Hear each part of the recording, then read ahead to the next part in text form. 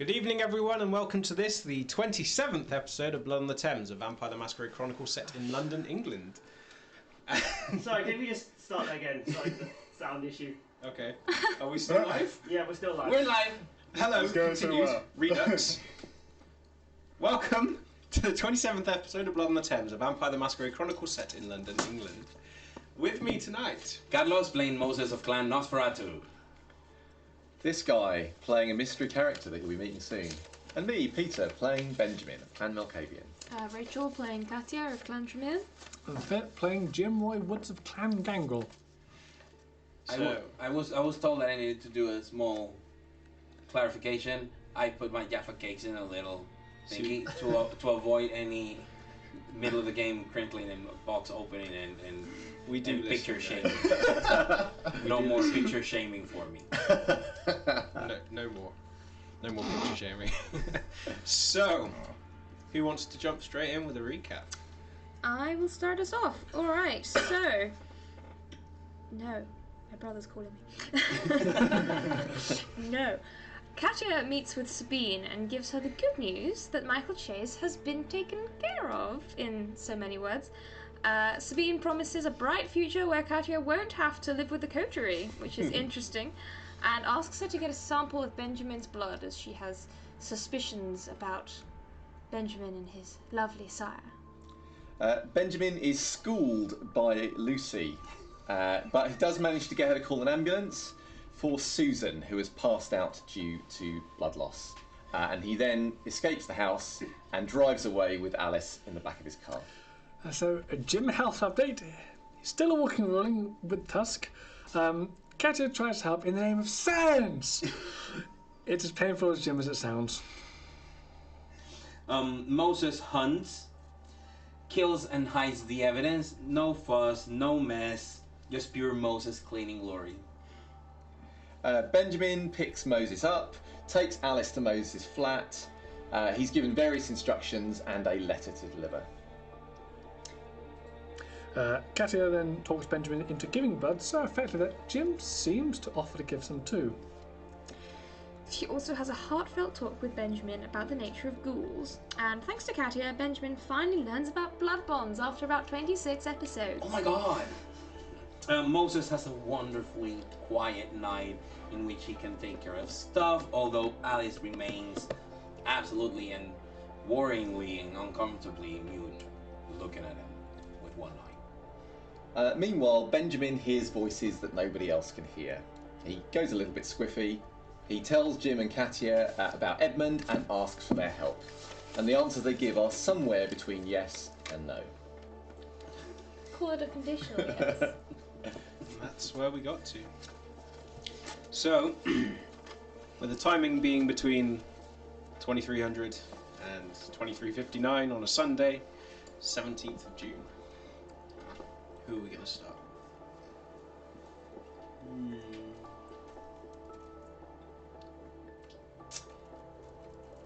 Let's begin with Katia and Jim. I assume you're still in the same position? You're still in the same place?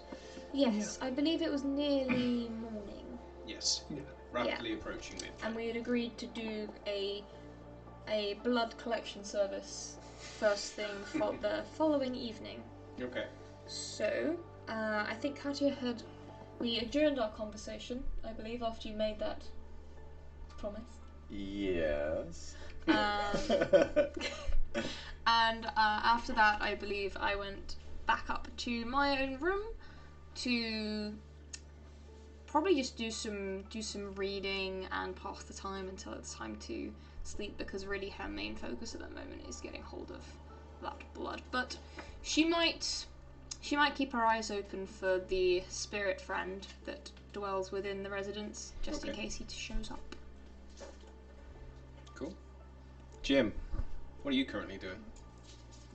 Jim's gonna see her into his room and go, and he's going there. I'm gonna go back to my roof.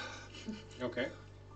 So you're going back up to the roof for any particular purpose, or just Just going gonna, out just there gonna, just gonna keep a to gym it up? keep it out, and also we're gonna put the bit of tusk that's there. Just that I'm guessing is still up there.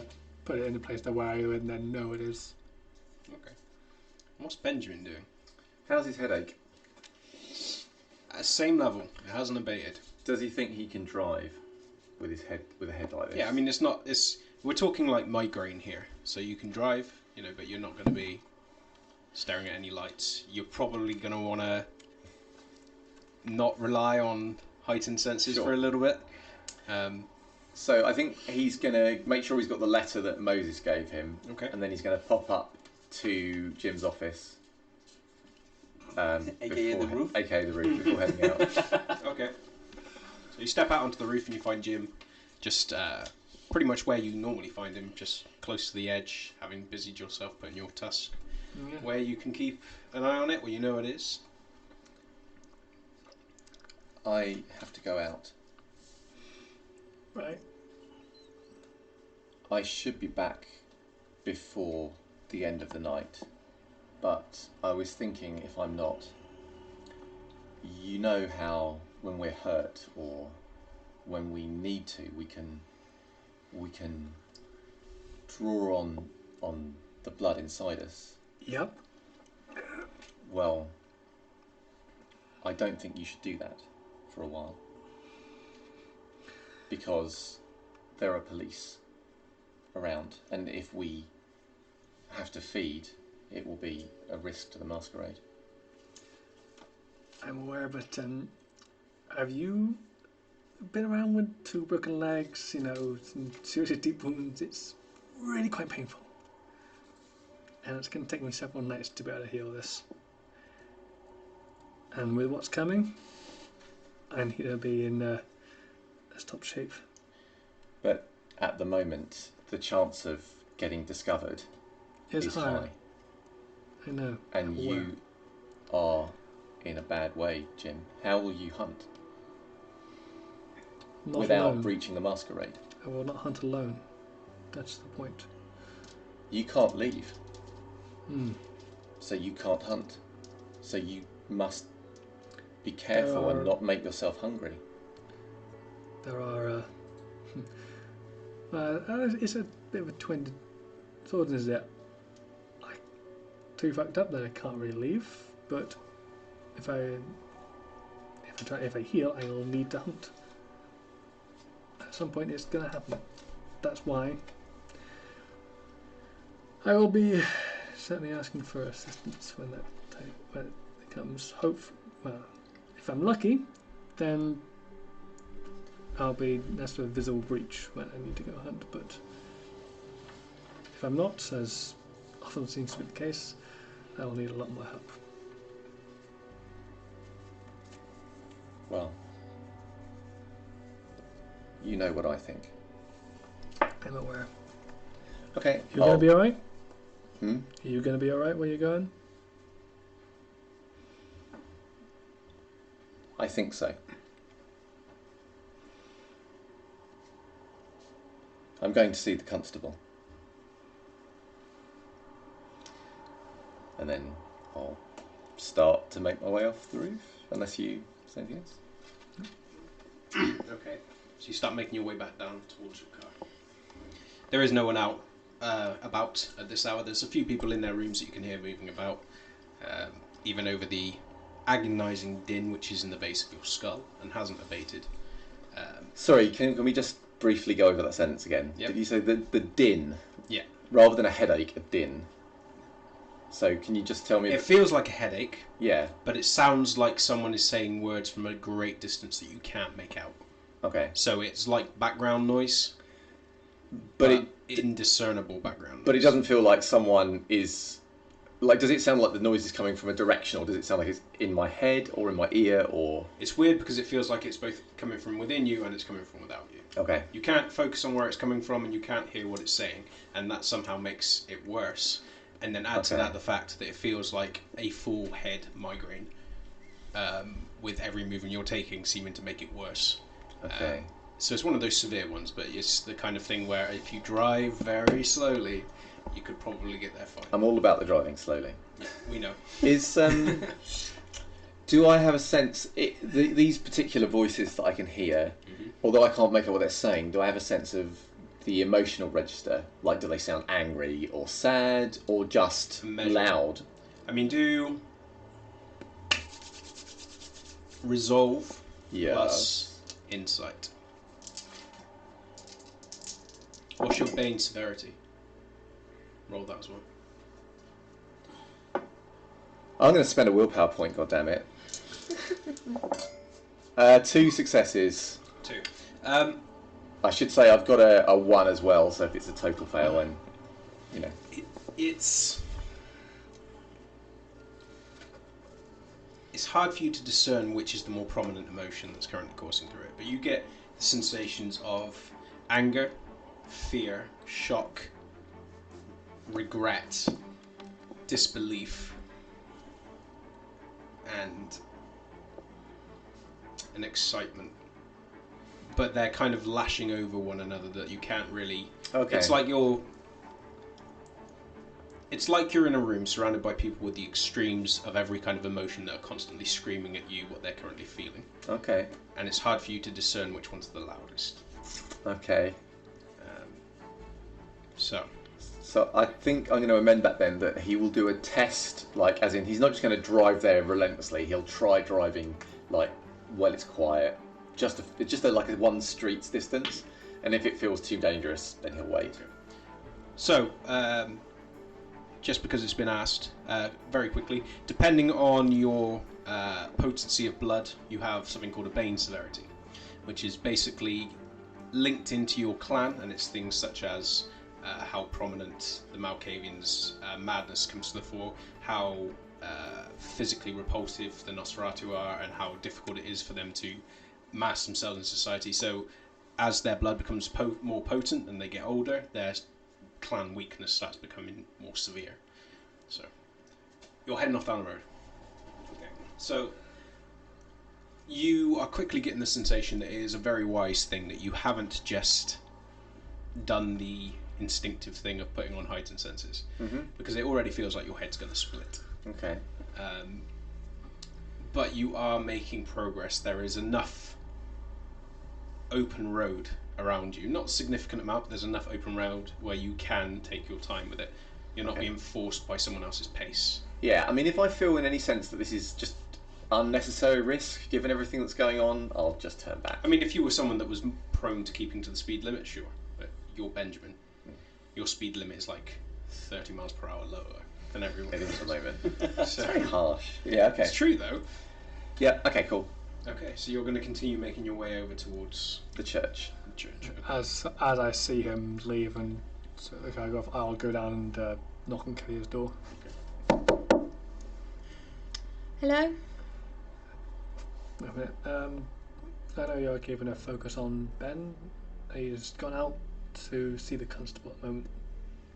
And don't know why, but Either he'll come back and be there in the morning, or she'll tear him in a few pieces. yeah. Either way, Nothing we can really do about it at this current point in time. no, but just so you're aware. Thank you for letting me know.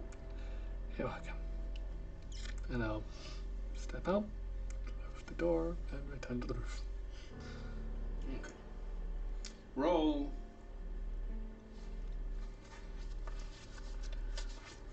Wits plus occult. Jim, my boy. 2. Okay. Uh-oh. Don't worry, it's just the guy who doesn't like you. Okay. So you're heading back up to the roof. Yep. Moses, what are you currently doing? I call Katia. Goodness. Okay. Bzzzt. Hello? Hi. Hi. Where are you? I'm at the usual place. Okay. Everything alright? Yes, comparatively. I got something I want to run by you. Do you want to run it by me in person, or is this something you can discuss over the phone? I would rather see what you have to say. No, that's yours. No, yours as in hers. That's my question. Are you asking this on the phone? Yes. Okay. Hey, this isn't fair. Table's From now on, all It's okay. conversations I are have noted. updates for you. I have updates. Several. Man, this doesn't feel good. And now you know how we feel. Yeah, but that's... Do you think? I mean, you see where I'm going with this, right? Yes, yeah, I fully understand. And that might be a very good idea. All right. She's here with me. So. Okay, now I can come and do this for you. Firstly, what time is it? It's between 2300 and midnight. 11 or Oh, 11. it's not that late. Yeah, there should be time. The only thing is, it can be quite taxing. I know. If I need to feed afterwards, will you assist? Absolutely. Lovely. Consider it done. The other thing is, obviously, it requires. I know what it requires. Yes. I'll try to. Are you in a capable condition? I'm 100% capable, and I think. I mean, it's not so think much you it that I'm works. worried about. Don't worry about that. Let me worry about that. All right. I'm gonna send a taxi to pick you up. Oh, lovely. All right. Bring you over to mine. Fine. Okay. I will see you there then. Cool. See you. And then I do a couple of things. Okay. Oh my god! Look at those notes. Wow. Watch the guitar case. Whoa. Oh, I still think you should make mini paper airplanes, man. He did last time. Yeah, where they at? yeah, but they're mini. Yeah, do I have to read these in any particular order? No particular order. Those are things that I'm doing. One of them pertains the conversation I just had with Katia. I mean, yeah, given how much damage he's taken at the moment, that should be fine. Yeah. I mean, he's mad as well, so... So no, not a problem. Okay, cool. No. I will pop up to. It's not Diablery. Okay. I'll quickly pop up to the roof and alert Oh, is it? Jim to the fact that I am also popping out to catch up with Moses. Okay. So, you're popping up first to... To let Jim know what I'm up to. Okay. So, Katia pops up, lets you know that she's planning on heading out as well. I'll be on hand. You can catch me on the phone at any point if anything does happen. Please do let me know when Benjamin gets back, or indeed if he doesn't. And let Moses know that he's now going to need a in-person conversation sooner rather than later. Yeah, well, if it comes to it, you might need to hold him down while I just cut his wrists open. Give me a couple of days to heal, and I'm all for that. Do you really need a few days to heal? I kind of get the impression you'd be able to do it now. That's a just in case measure. He's stronger than he seems. Alright, well, either way, I will see you shortly. I'll try and be back as soon as I can. Certainly this evening, ideally. Thank you for telling me. Of course. And again, if you need to get hold of me, you know how. See you later. And I will head out. Wait for I this. just literally call a taxi to go pick her up from the cross hands and bring her over to my condo. It doesn't take too long. There's a taxi that shows up after a while. A few people clamouring for different taxis and stuff to get out of the area, but this one's already been booked, much to their chagrin. So you climb into the back, and they confirm the name, and then drive off. You are now alone in the Haven. Is there anything you wish to do before I jump to the others?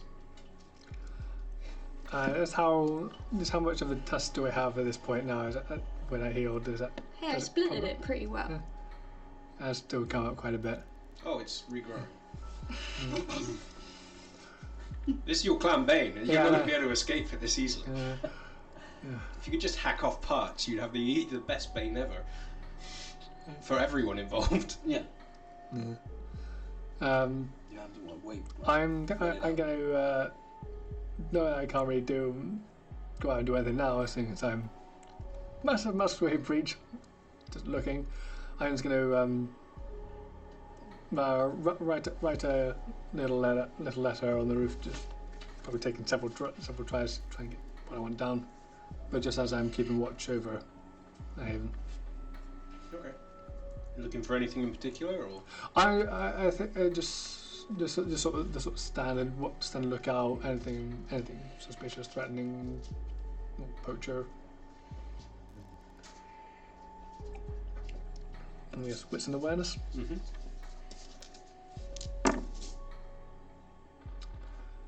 2 with a 1.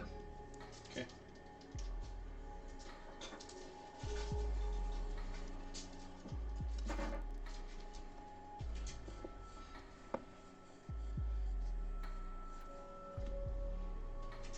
So, meanwhile, Benjamin, you've been making a very, very slow progress towards the Mary Laveau Church. Yep. It's agonising, being underneath the lights, the street lights, glaring in, even keeping your eyes down, even having your shield up, the windshield, the whatever you call it, thingy down. Yeah, keeping the glare directly out of the immediate part of your eyes. But it's more jarring than anything because you don't have headaches anymore. You haven't for a while, so it feels like a very alien presence in your mind. But mercifully, before long, you find yourself on the same street and start rolling down towards the Mary Laveau Church. And there is activity from within. You can see lights through the stained glass windows. And it sounds like there is a sermon of sorts going on at this late hour. Doesn't seem unusual to me. I mean, it's like, what, 12:30, 1 o'clock in the morning now. Okay, well, I'll take a moment to try and collect myself before I get out of the car. And I'm not going to rush straight into the church. I'm going to take my time and just try and get a sense if of any like at the door. Is the door open? Is it shut to the church? It's closed, but there are people definitely inside. But it doesn't sound like they're having some sort of conspiratorial thing. It sounds like there's like there are kind of like songs being sung or a quietly. Sounds like there is or something. Yeah.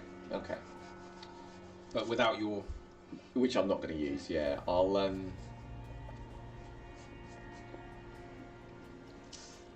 Okay, I'll go to the door. I'll just wait in case it sounds like someone's about to come out or whatever, and then I'll just very gently try and, I can't remember if it goes, pushes or pulls, but I'll just gently kind of try and see if I can open it. You push a hand on it, and then you feel the heavy wood give. And you can see just beyond, the second set of doors are already open, and you can see about halfway up the pews, there are people just lining the pews, just sat listening. As the priest that you've seen before is up there speaking. And you can see a glimpse. I mean, it's mercifully not fully lit in here. It's not like artificial light, but there are loads of candles that have been lit that are just lining the walls and giving it a kind of ethereal glow from even where you're sat. And even as you're squinting, trying not to take in the direct light, and you step in, you feel a very weird chill go over yourself. It's not an unpleasant one necessarily, and it almost feels like your headache abates a bit. I'll look for any sign of the constable being present in the church. Okay. So, are you stepping in, or are you just going to look from... I'm going to start by looking from the door, because he doesn't really want to get involved in any of this. Okay. It's just the messenger man. So you can see Father Jeremiah, same individual that you saw before, up speaking. And he seems to be in the middle of a verse or something. You're not that familiar with the text for the scriptures. You don't know quite what he's saying, particularly since the entirety of his preaching is done in French. Yeah.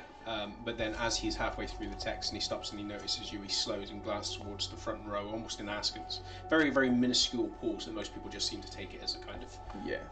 But you do notice that at the very front and on the right, closest to the aisle, is the black page boy cut of the constable. And as she kind of glances over her shoulder at you, another individual next to her just looks over her but doesn't turn, and then she just turns and then nods, and the sermon continues. Does she remain seated? Yeah. Hey.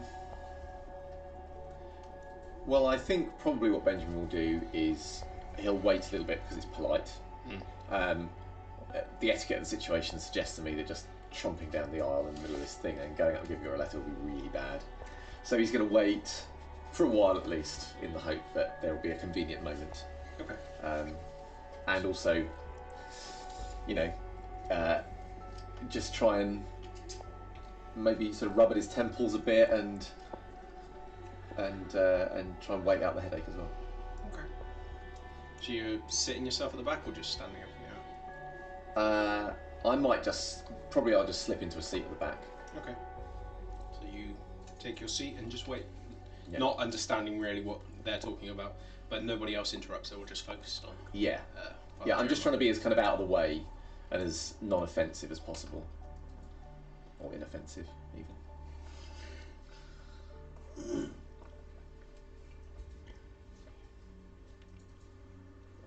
Okay. So, Moses. Before too long. Oh, I got another one.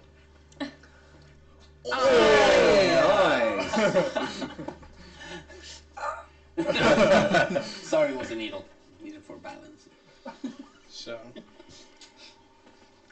That's a neat looking paper airplane. Yeah. Okay. So, you are not waiting too long before you get a message, basically confirming that the taxi's arrived.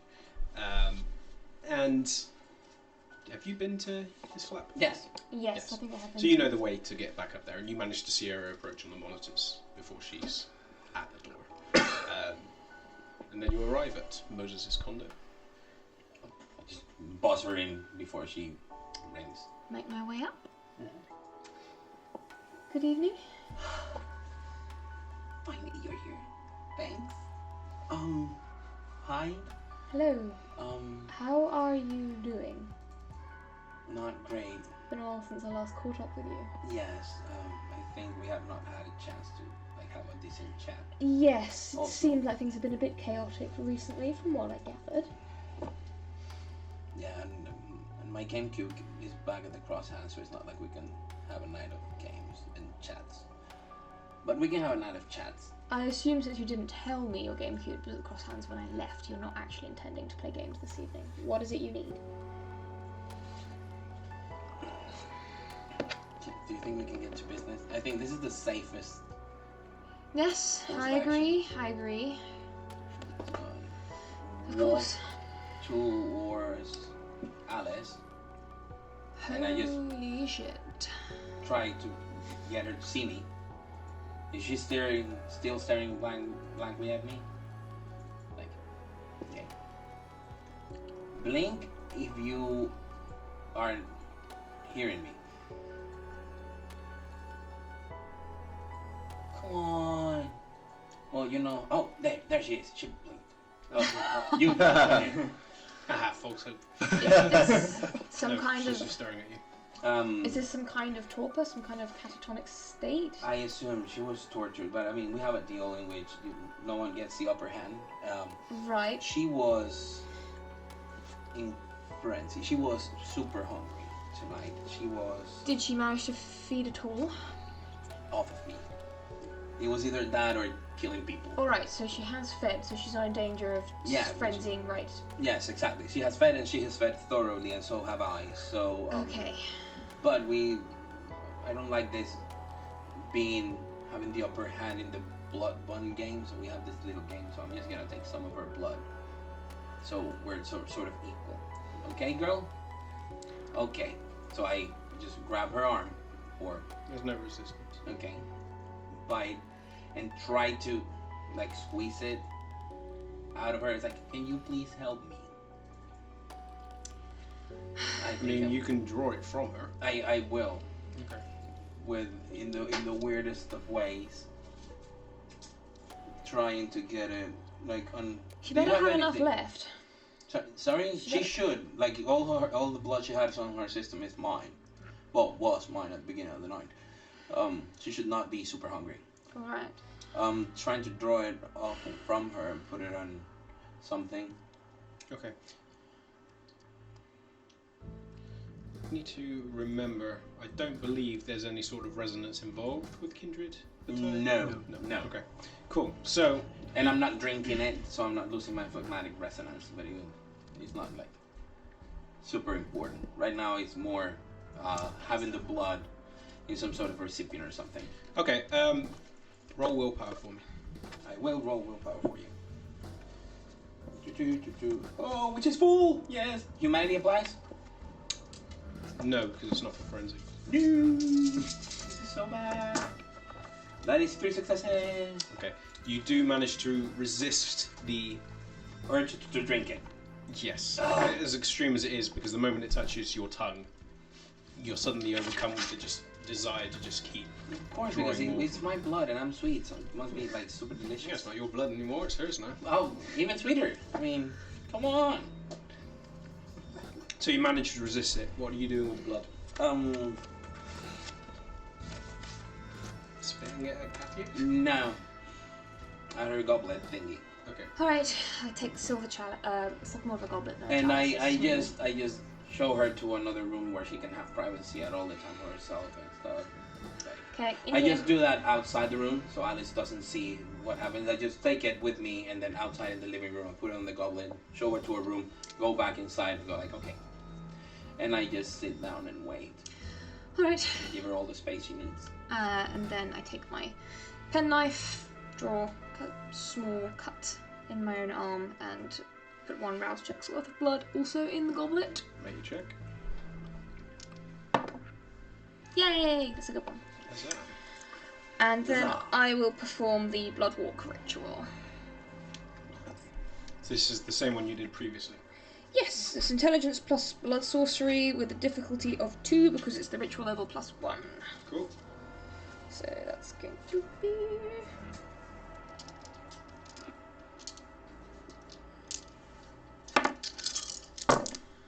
One, 2, 3 successes. I'm just going to check what that actually gives me because I might need some more than that.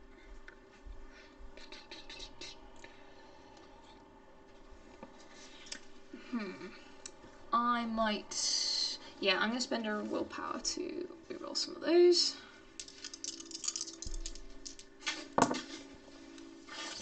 Well, that's 4 successes, but not a crit. Okay, so remind me what it tells you.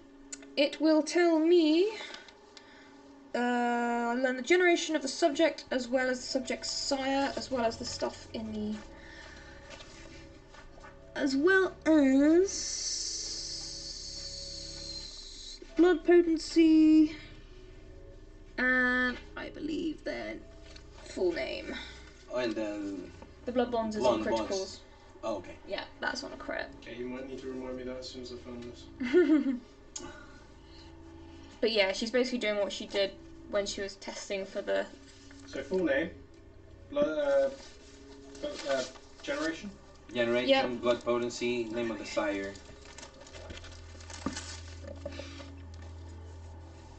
What else? It sounded like it was more stuff. Yeah, unfortunately the crits give you some nice information. Oh, okay. But there was no crits. No? No, that one was not a crit, sadly.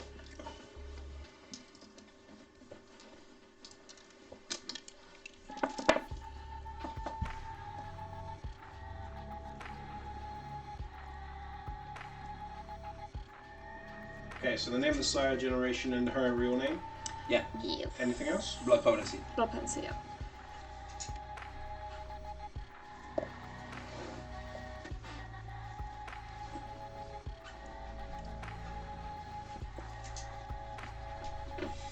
Oh, nerd form. 2 seconds. Yeah, I believe I am the designated road passer. Yeah. You are. That is Yeah. your official role. As you're the one that has the most notes, it makes sense. No, I should have like the shortest path. There you go. Can we get you a little catapult? I like the idea of Yeah, setting up a we little should. pulley Yeah. with like a little clothes pegs that you can just clip them on and... And then she would perform this second time with My Moses' blood. Okay. And I don't go hungry! Neither do I. Yes! What kind of world are we living in now? In a And world it's- in which the Tremere is highly efficient if you give her a stress-free environment. Yeah, pretty Okay? much. Okay? Okay, and Pass so... along the information when you get a moment, if you haven't already. Hang on, I'll let you know what this roll is. This is, ooh, 5 successes, but no crit. Yeah, she already has all the relevant I have, yeah, I think I've got everything. Unless the taste is wildly different for, like, fluff reasons. Then... Or, you know, it's not him. Or it's not him. Or it's not me. No, there's no difference. You gain as much information as you did previously. Well, I'm not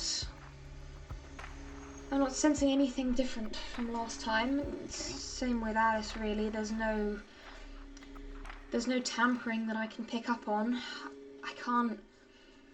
I'm not able to quite tell if there are any like bonds going on underneath. There's certainly nothing incredibly strong. Any questions you want to ask me about Alice?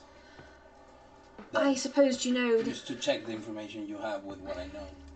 All right. Well, I'm assuming her surname is Hughes. Yes. Yes. Hughes.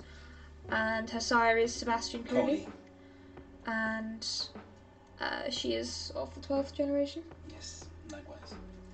Then it seems we have the same person at least. Okay, but you didn't see anything odd. Nothing At the further moment. than that, no. So if there is something else, it's just There might be hidden. something more insidious, Okay. more woven into the blood. That worries me a lot less. Alright. I was talking to Benjamin. Now this conversation is happening on the living room, away, letting Alice rest. I was talking earlier to Benjamin, and I was asking him about that thing that you sometimes do to make, kind, forget stuff. Yeah. These are not the drawers you're looking for, kind of stuff. Yeah, it's pretty much exactly that, to be honest. Can you do that with long-term memories, like rearrange or adjust? I can't. I know somebody who can, but the chances of you getting him to help you are... I'm not talking to Oliver unless it's to stab him. Okay, in that case that resolves that, doesn't it? But it's something that probably It's someone in the possible. Tremere can do. Yes. Sabine might know how. Potentially. When we were there, we were both tortured. She was tortured physically, I can tell. relentlessly. And I was being tortured psychologically because I was being asked questions and then You did also shown- have nails through your feet, so there was definitely some physical going on. as well. Well, yeah, but it didn't matter as much until the moment I started seeing pieces of her wrapped in leather presented to me for every failed question I provided. Wrong answer, I don't know. I didn't like that. I didn't like that they messed with her.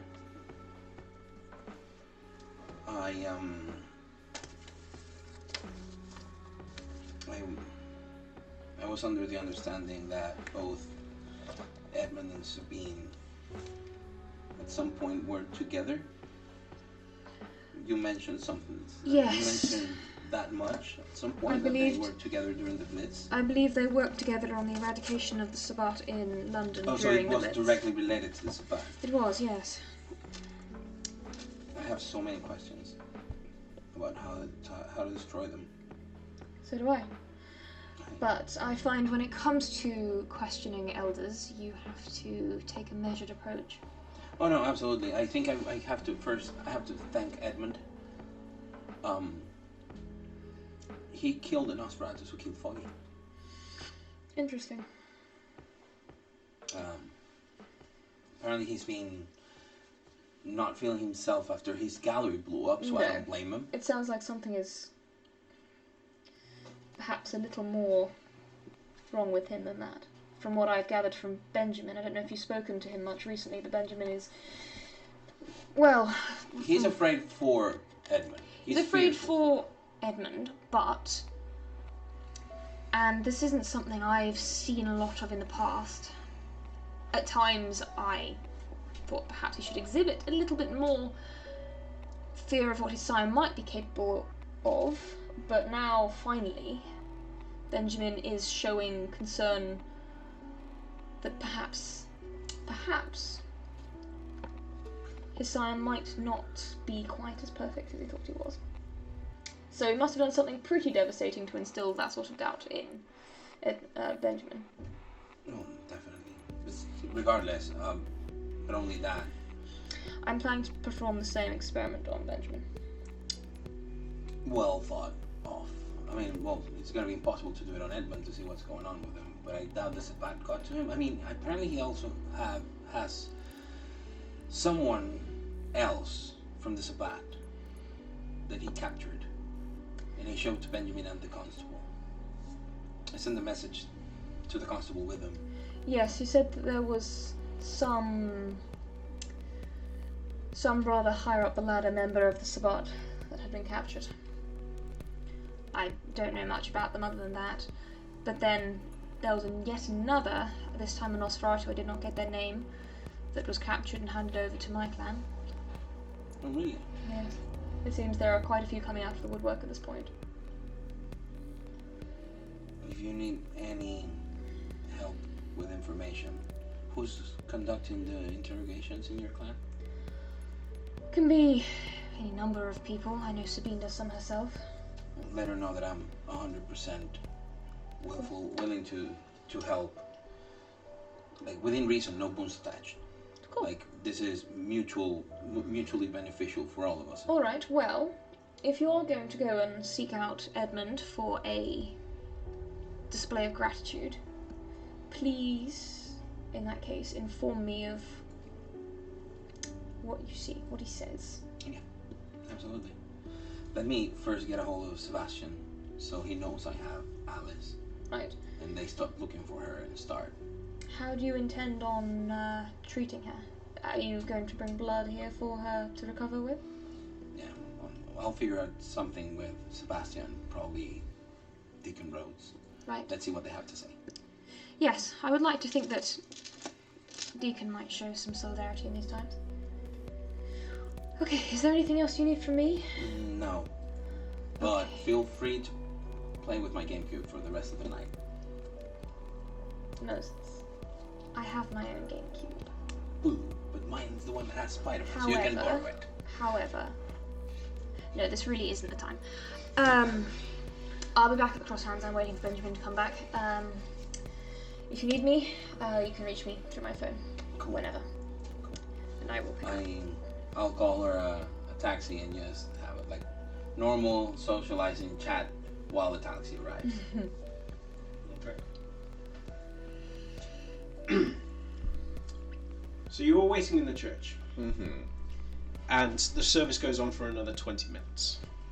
Uninterrupted, Father Jeremiah just continues speaking to everyone and they listen attentively. No one interrupts.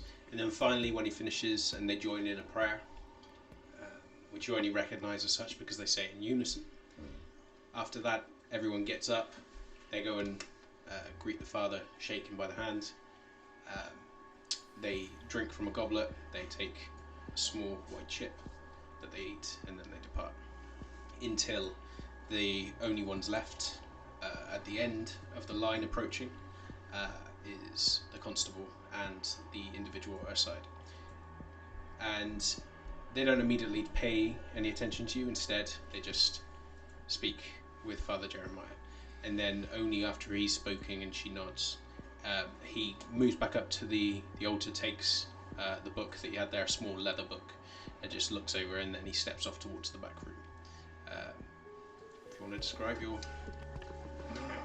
There we go. Describe my character. So you will see he is fairly slender, and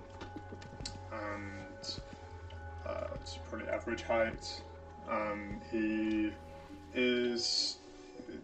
has a hair and beard, short, but a little rough. Like, you know, it seems like it's not been cut that well or shaved that well and grown out.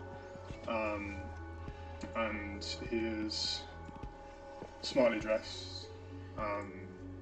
It's, you know, like nice smart clothes, but fairly simple. Like I've tried to imitate myself.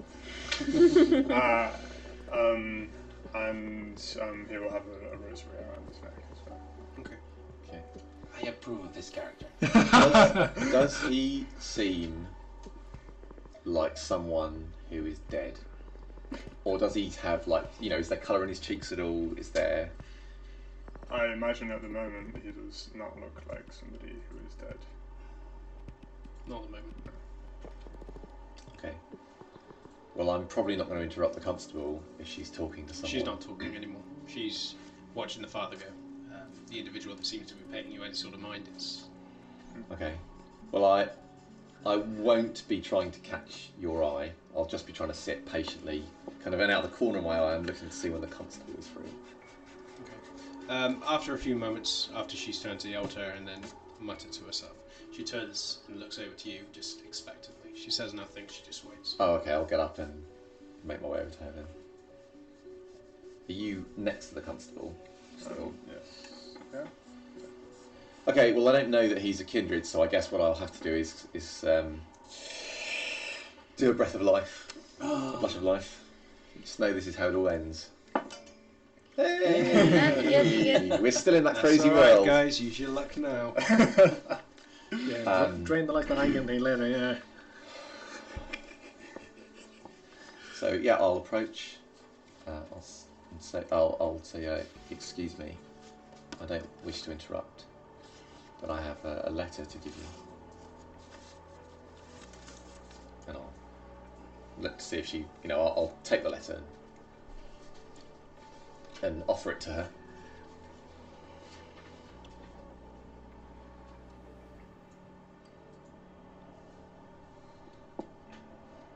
Does she take the letter? Yeah, she's reading it. So she takes it, unfurls it, and begins reading it. And then, after a few moments, she looks at you and just speaks in French, and then nods to him and says, "This is one of them." And then gestures while she goes back to reading the note. Okay. Would I know their names? Yeah. You'd be briefed on their names. Okay. You are Benjamin, I presume. Yes. Yes, I am. Gideon. And I'll shake. Yeah. Do you pray, Benjamin? No. Will you join me for a prayer? Why? I find it helps clear the mind, and we are seeing some troubling times at the moment, wouldn't you say? Actually, my mind does need clearing at the moment. All right. And I would gesture just to like one of the pews next to us, and sit down next to him and say a prayer with him. So I'm not actually praying, but I am trying to get a handle on the fact that my head sounds like a party. So I'll be kind of using it almost in that sense of kind of catching your breath, because I'm assuming it's very hard to talk to people and concentrate when this is going on. So I'll be just trying to, gather myself and not lose it in the middle of the church. Mm. Whereas, what language are you praying in? I'll be praying in English so that you can understand that. Okay. I need to speak up. Oh, okay. Sorry. I will speak up. It's so. The constable steps off towards the other room. She knocks, and then as soon as Jeremiah opens it, she steps inside and closes the door, leaving you there for the moment. So, you two are now alone in the church. Well, I'll wait for Gideon to finish his prayer. It's probably a fair amount of time. I mean, I'm not saying a long prayer, but a few minutes. And then I'll sort of sit back in the pew and just sort of look at the church in front of him. There's something about it, don't you think?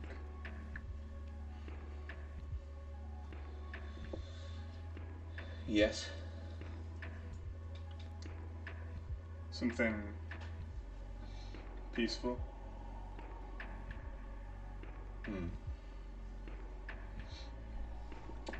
Do I already have the stuff waiting? How?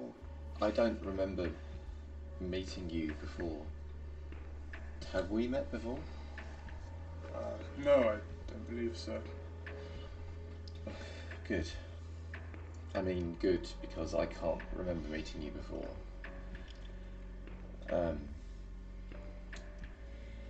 You are a regular attendee of this church? Yes. Did she tell you about me? Yes. Benjamin. I am an associate of the Constable. Ah, right.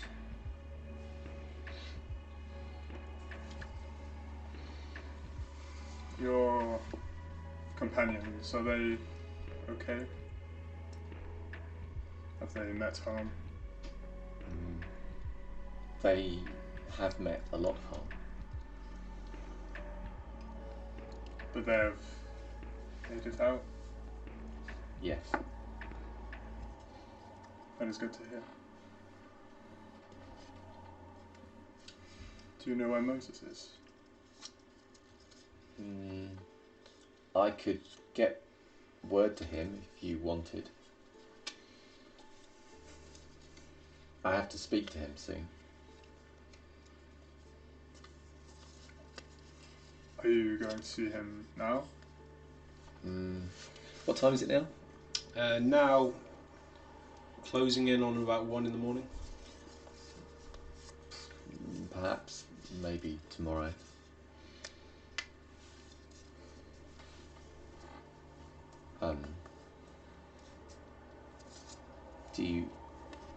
I can ask him for a meeting if you want. Could you take me to him?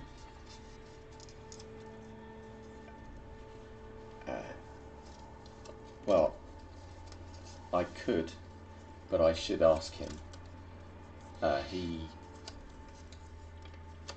It's complicated. He's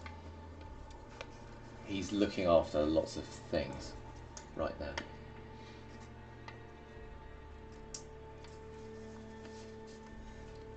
Take me to him.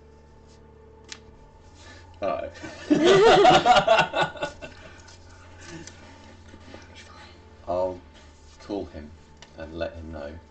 Shall I? You can do that first if you wish. Yes. Alright. I'm going to retreat out of this church. I could almost smell the social combat coming. It's coming. Yeah, I'll leave the church. Okay. So you step outside. And I'll call Moses.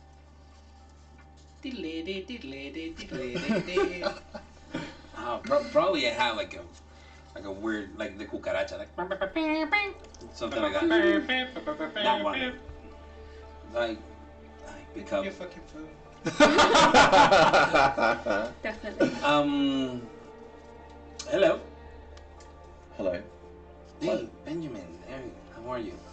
I've delivered your letter. Oh, okay. Thank you very much. She has it, but there was a man there, an associate of hers. He wants to see you now. He wants me to bring him to you. An associate of the Constable. Yes. He's like her. A bit. He's very... What do you mean? Small, dangerous, pious? Not small, pious, intense. Just give me a second. And I check on Katia because if this around 1 in the morning, she's done with one, doing the other, right? Yes, they do take an hour apiece, the rituals. So it's like, how about we meet in about an hour in a place of these associates' convenience? I can pop there in an hour. I am a little bit busy. I'll ask him. Oh well. His name is Gideon. Do you know him? No, but I'll hold on the line and probably I'll get to know him. Just go and ask him. I'll wait here in the line. And I start checking Gideon, Pregnant, anything. Okay. Associate. Intelligence plus technology. So I'll go back into the church. I'll the phone obviously is on, but I'll cover the mouth piece. 4 successes. Gideon flags up pretty quickly. The constable doesn't have many hounds, but he is prominent among them. Yeah, tell him I'll be there in an hour. Don't worry about it. I'll be there in an hour. Do you want me to wait? Sorry? Do you want me to wait for you? Not if you don't want to. I would rather have you make arrangements so I can thank Edmund properly. Could you please make that happen?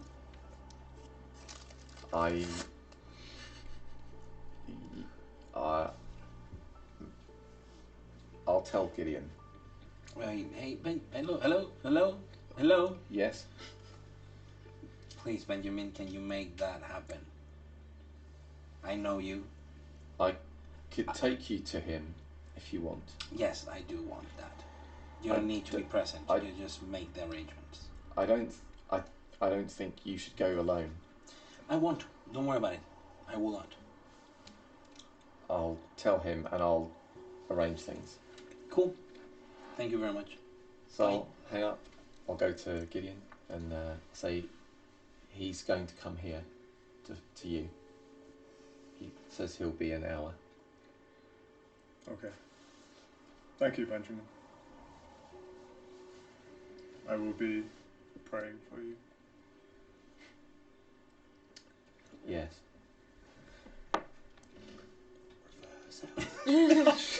Slightly slow moonwalk out of the church. Yeah, I'll. I don't think he wants to stay here. Okay. As you are backing out of the church, Yeah. you step out and immediately turn the corner and you find that the father is there, just watching as you exit. And then as he just stares at you for a long moment and then he glances over your shoulder, you turn and you see the constable is there staring at you from the other side. So hang on, sorry. So I'm at the door. You stepped out. And she is now just like come out that side entrance, or is she somewhere else? No, on either side of the front door.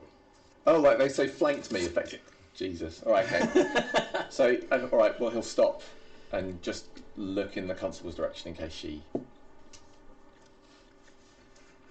says anything.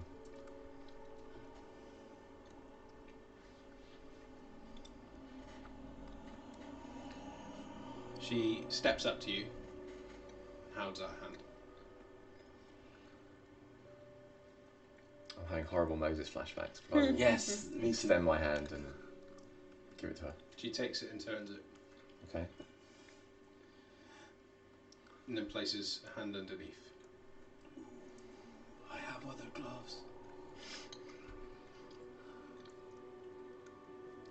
Then releases it and steps inside. And the father doesn't move, he's just watching you. Well, if he doesn't make a move to talk to me, I think Benjamin's used up his social reserves, so he's just gonna continue out of there. Okay, where are you headed? I don't think he's gonna go and see Edmund tonight. That just seems a bit of a stretch. So I think he's gonna go back towards the crossed hands. But as a just quick check, does the migraine? Because you said it changed, like it had got slightly better. Is it staying at that level, or is it getting worse, or better, or the same, or? Fluctuates between the two. Okay. So as severe as it was, and then it dips, and then it seems like it can't seem to make up its mind whether it wants to be. So I've got a moody migraine. Yeah. Okay. I'll make my way. I'll make my way back towards the crossed hands, I think. Okay. So, meanwhile, Jim. Roll me another wits plus awareness. 1.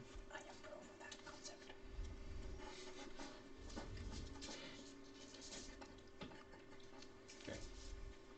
Are you doing anything else, or are you just keeping an overlook? I'm just kind of keeping an overlook at the moment because it's. Yeah, I don't think it's wise for me to do anything else. Okay. You hear footsteps coming up the stairs. And then the door handle of the fire escape starts rattling. I'm going to quietly move around to try and see who it is. Or just sneaking around, just trying to make sure that person's not aware of my presence. Okay. The door opens. And for a moment, from your vantage point, you can't see and you can't hear anything. And then you hear the soft flap of material upon stone. And Mrs. Morovsky, in her nightgown, starts walking up the stairs. And she walks right up to the edge of the roof. No. And stands there. Does she look, what's her facial expression at the You moment? didn't catch it as she got up. I'm going to try and see what she's looking at, what she's doing without, hopefully without her seeing me. Okay. So you step around the side of her and have a look. And she's just whispering, but she's making no sound. But her mouth is moving repeatedly. Saying,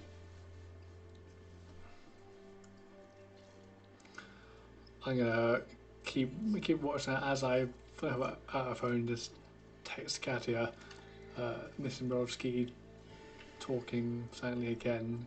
She's on the roof. If it Guess I'm happens, kind of in the. Am I in the middle of things, or maybe between them, or? you're probably coming towards the end of them at this point. Okay. If it's the kind of thing I can't take a break from, I have to keep up like mystical chanting or such things, then I will ignore it until I'm finished. But when I'm finished, I will send a text back saying, just don't let her jump. And don't be seen pushing an old woman off a roof. that's an important point to make. Thank you very much. I mean, Chat would it's kill me good if I did. advice. Sound advice. What if it's... Yeah. What if it's Jim's How ambition? close is she to the edge at this point? No, she's standing on the edge. So she's standing on the edge. I'm going to try and just, from behind, just throw her arms around and just pull her away. Working her up. Roll. On this day we mourn a one. This smells. Well, you're 15 Roll minutes stamina away, plus Cap. athletics. -2. Oh. Okay. Ooh. I have 4 successes. Not a quick win. Okay. So, as you move up and begin wrapping your arms around her, there is a severe pressure that hits you square on the collarbone, and you're sent spiraling back, but not enough that you feel anything crack. Your body's pretty fucked at this point. Oh, yes. It already is, but you manage to soak the impact, almost like your body was intentionally expecting it. And although you are sent back several yards, you don't actually feel the full impact of it. But it's clear that Mrs. Morovsky didn't hit you. Have I managed to pull her away from the edge? No. You didn't manage to touch her before this happened. Phone again. Again, can I go? Is that our expertise, guys? You know, definitely seems to be the same thing as before.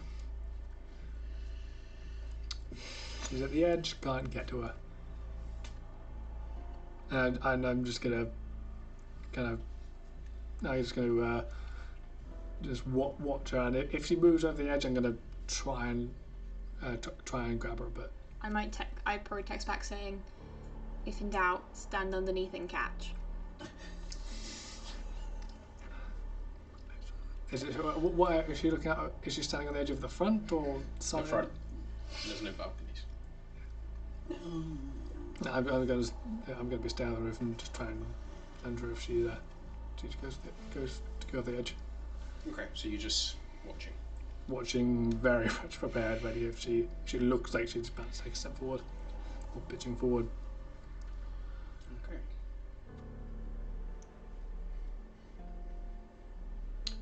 So Moses and Katia, you've reached the end of this ritual. You've passed along all the information you had. You've received these messages from Jim. What are you two currently doing? I am saying thank you very much and getting her on a cab. That's fine. Actually, I'll be I'm back. gonna share the cab part of the way. I'm just making a call to Sebastian Coley Okay. while we wait for the taxi. Bzzzt. Bzzzt. Bzzzt. Bzzzt. Bzzzt. Bzzzt. Bzzzt. Bzzzt. Waiting for voicemail. Bzzzt. Hi, Sebastian, it's me. I found her. Just call me when you hear this. I hung up. Call Deacon. Well, not exactly Deacon. I call Mayor. Okay. It's the person I have the number for. I have Mayor's phone and I have Gifford's phone. I don't have a direct way of getting in touch with Deacon. I get to either talk to Mayor or talk to Gifford. Okay, so who are you calling? Both. I start with Mayor. See if he picks up. If not, Gifford. Yeah, Gifford. Bzzzt. Not the Gifford. What? Hi there. Is he around? Got somewhat important news. I would rather tell him myself.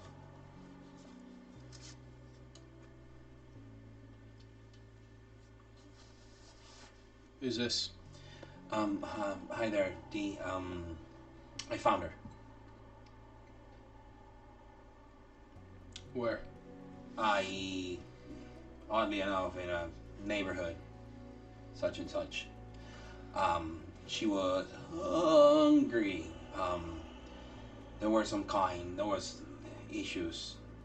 But I managed to take her before many people could see. Right, so where are you now? I'm at mine. Not at mine that you know where I live. Mine is I'm somewhere safe. I tried to get in touch with Sebastian. Have you heard anything from him? No. Since Since the gallery. shit.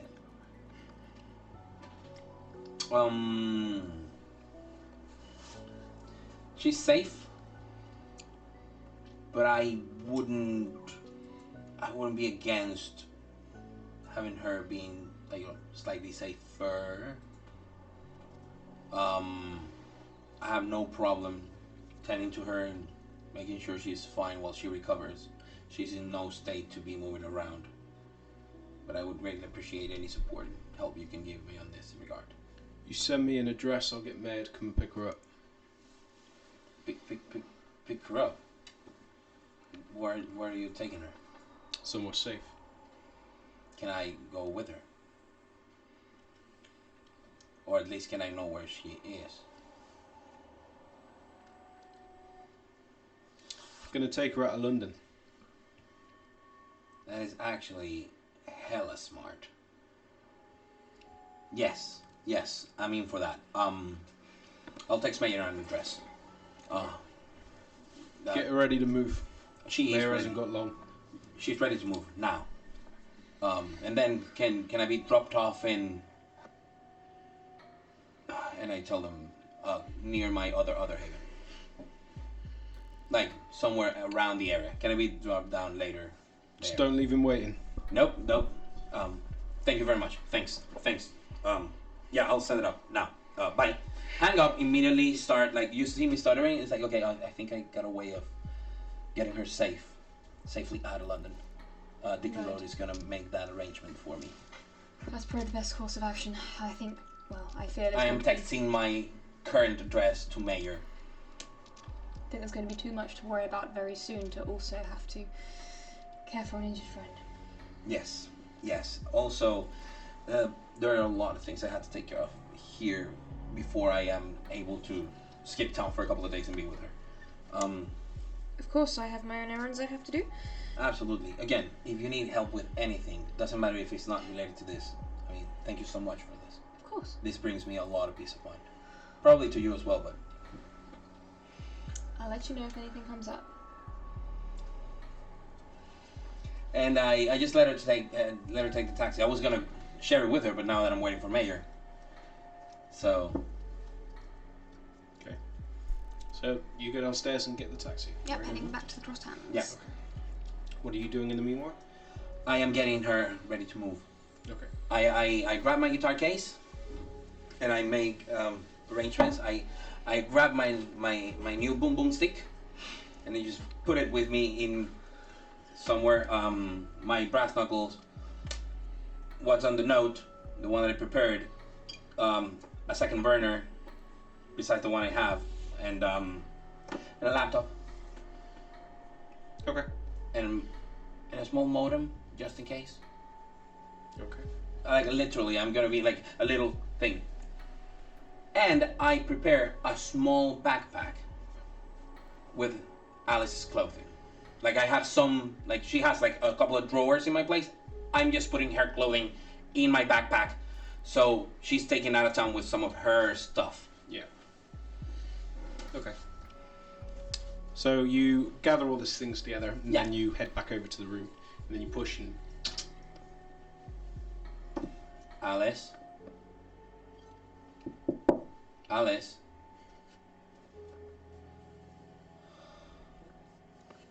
I opened the door. It's not locked. Oh, okay. Oh. I just push it like hard. So you hear the scraping Exactly. of carpet being scraped as you move a unit out of the way. Alice isn't on the bed. Where is she? Like, is the window open? Okay, I just close the door. She's not in the bed. You have to move this.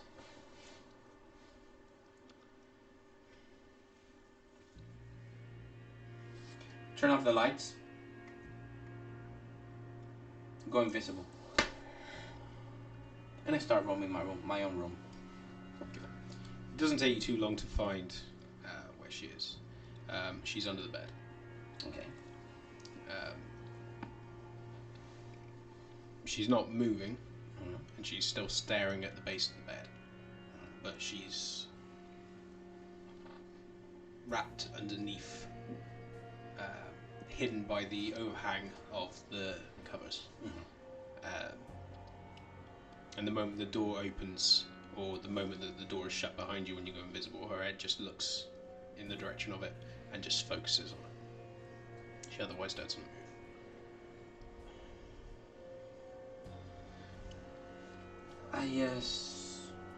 After seeing her there, you stand up, sit down one of the chairs next to the bed, probably where I was sitting. Like, it's me, Alice. It's okay. It will be okay. I'll make sure you are okay. I'm taking you out of this cursed city. I'm making sure you're guarded and taken care of. And I'm even making sure that I can find someone to make all of this go away for you and for me. Just as erase this, as if this didn't happen. Or if it happened, it was in another lifetime and it's just far away from us. Charisma plus persuasion. I rouse the blood.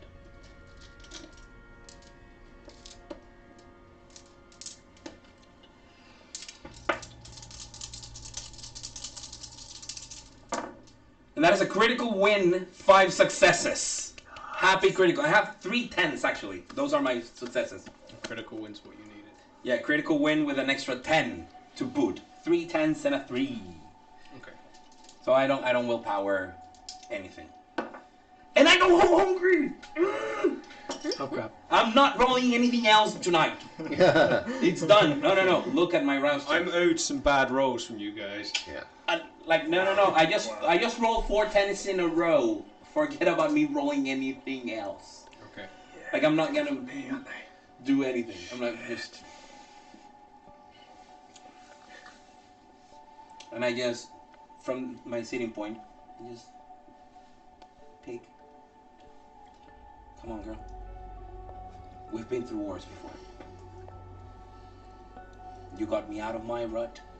I'm getting you out of mine. I'm getting you out of yours. She reaches out very, very, very slowly and grabs your hand. And you have to physically pull her from under the bed. But she can't support her own weight still. I sit her on the bed. Like, comb her hair, change her shirt if it's one. Well, probably she's all like bloody and whatever. I grab some clean clothes, and while Mayor comes, and like just put a clean shirt on her, and make sure that she is not. Well, she's a walking bridge of the Masquerade, but at least she's going to be a clean. I mean, the best case scenario is that people don't think it's a breach of the Masquerade, but they think that she's suffered some severe torture and therefore notified several authorities. Of course. So I'm trying to get her, I don't know, like with some of her pants, baggy pants, so to hide whatever scars she has on her legs, and probably with any of her shirts, but one of my hoodies. So worst case scenario, we can pass her off as someone who is either disabled or someone that is going through a really like painful moment, and we're taking her into like a car to go to the ER. Okay. Sorry, A&E. Emergency. That one. Okay. Meanwhile,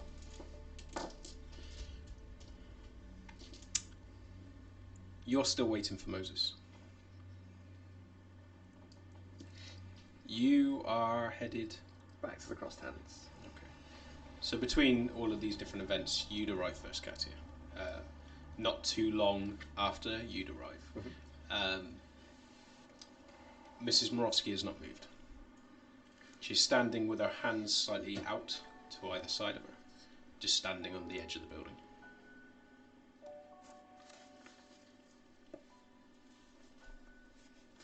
And as you both pull up, both of you are witness to it, because she is silhouetted. Well, I think we can see her on the roof.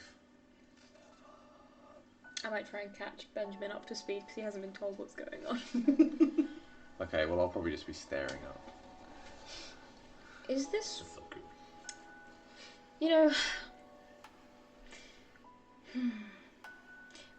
We are the majority owners of this building, right? Just in case.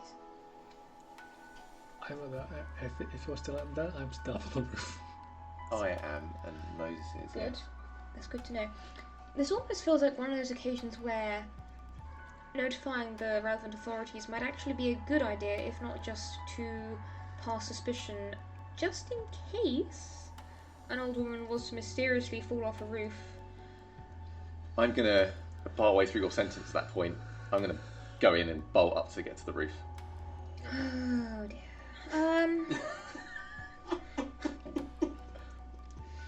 Okay.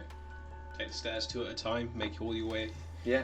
And Jim, you can hear the hurried footsteps coming up from behind you. I'm gonna try and shift over to the other side. So I'm guessing kind of a bit of an angle just so I can kind of certainly see out my peripheral vision who the hell is covered up. I will follow up behind Benjamin. Okay. So Benjamin emerges out onto the roof, and several moments later you can hear the footsteps of Katia approaching as well. Okay, so once I'm on the roof, is she still standing there? Hasn't moved. Okay, well I think I will activate Silence of Death, just in case she might hear me coming.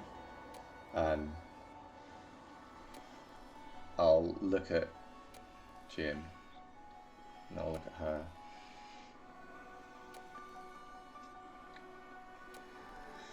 Okay, I'm going to walk up behind Mrs. Morovsky, and I think what I'm going to do is just grab her and drag her away from the... Like, literally just grapple her and pull her away from the roof. Stamina plus athletics. Do I see anything Yes. interesting? Oh. There are 2 figures stood around Mrs. Morovsky. There is one in front of her, with her hands on the shoulder, and there's another one behind her, with a hand on the lower back. They're seeming to hold her in place. Do they look as if they are They're both familiar. both holding her in place, or are they struggling against each other? Struggling against each other. Interesting. More than one ghost. Where are you? 2. Okay. You take 1, half rounded up, superficial damage. Okay. The moment that you go over and try and touch her, you feel a force in your chest as though something is slammed into you, and you feel one of your ribs crack. You do manage to grab hold of her and pull, and she steps backwards off the edges of the roof and slams down on top of you as you hit the ground. Okay. Did I see something hit him? Yes. The one behind turned around, released Mrs. Morovsky and watched him approach, and the moment that he stepped up, just pushed out with a hand, and then he went flying.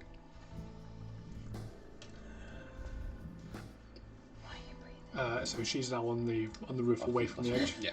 I'm going to move between her and the edge. Okay. Just when- Who you gonna call? Ghostbusters. From my perspective, do I feel like someone actually hit me? Yes. Hard. Now that she's been dragged off the edge, what are the 2 figures doing? They're not there anymore. Just... Okay, they've gone. For now. Shall we take Miss Morovsky back downstairs before anything else happens? Yeah. Well, actually, you probably ought to stay in your room. Maybe Wait. we shall take her Yes. downstairs. You say they've gone? Yes, there were 2 of them. One looked as if they were trying to push her off the edge. The other was holding her back, preventing her from plummeting over the edge. Which, now we can think about that. Perhaps that makes everything make a little bit more sense. We have had conflicting actions and personalities from these entities in the past.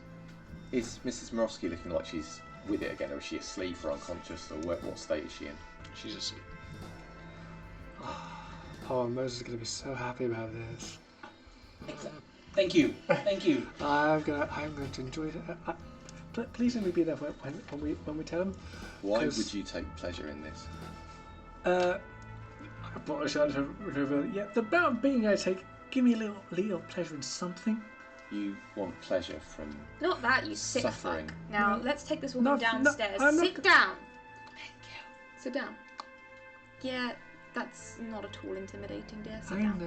Why Let's did... take her downstairs. Okay, I'll get up, I'll take a moment, and I'll restore myself. Okay. Unbelievable. Look. Finally, you're hungry, Aaron? No. Shit. No, that's why I said unbelievable. Right. Take, well... Gently down to her room so she can rest. Okay. She does walk with you. Okay. But she's not awake. Cool. And when you guide her into the room, Katia, are you there as well? Yes. One of the figures is at the bed, hovered over the bed. Was there a difference in their... Was there a visible difference in their appearances? Anything notable for each figure? When you saw them, they were blurred, kind of shadowed and faded. You couldn't really make out their features. The one that was holding her away from the roof was dark of skin. Mm-hmm. The other one, you couldn't really make out the features, although they did feel familiar to you. In fact, roll intelligence plus... Occult? Occult? Wouldn't be a call. Investigation. Art history? Art history. No. 3 successes. 3. You definitely have seen this individual before, the one that turned and slammed into him. You've seen it in a particular picture which Mrs. Morovsky showed you, Okay. And that's the one that's trying to push her off the roof. seemingly. Interesting. So we need to get rid of that one as well. When All of them. so when we put Mrs. Morosky in her bed, I'll look at Katia and say, "You see them?" I did see them, yes. In fact, I want to make a few notes. I think understanding who these two people are will help us a lot if we're going to try and put them to rest in any sense.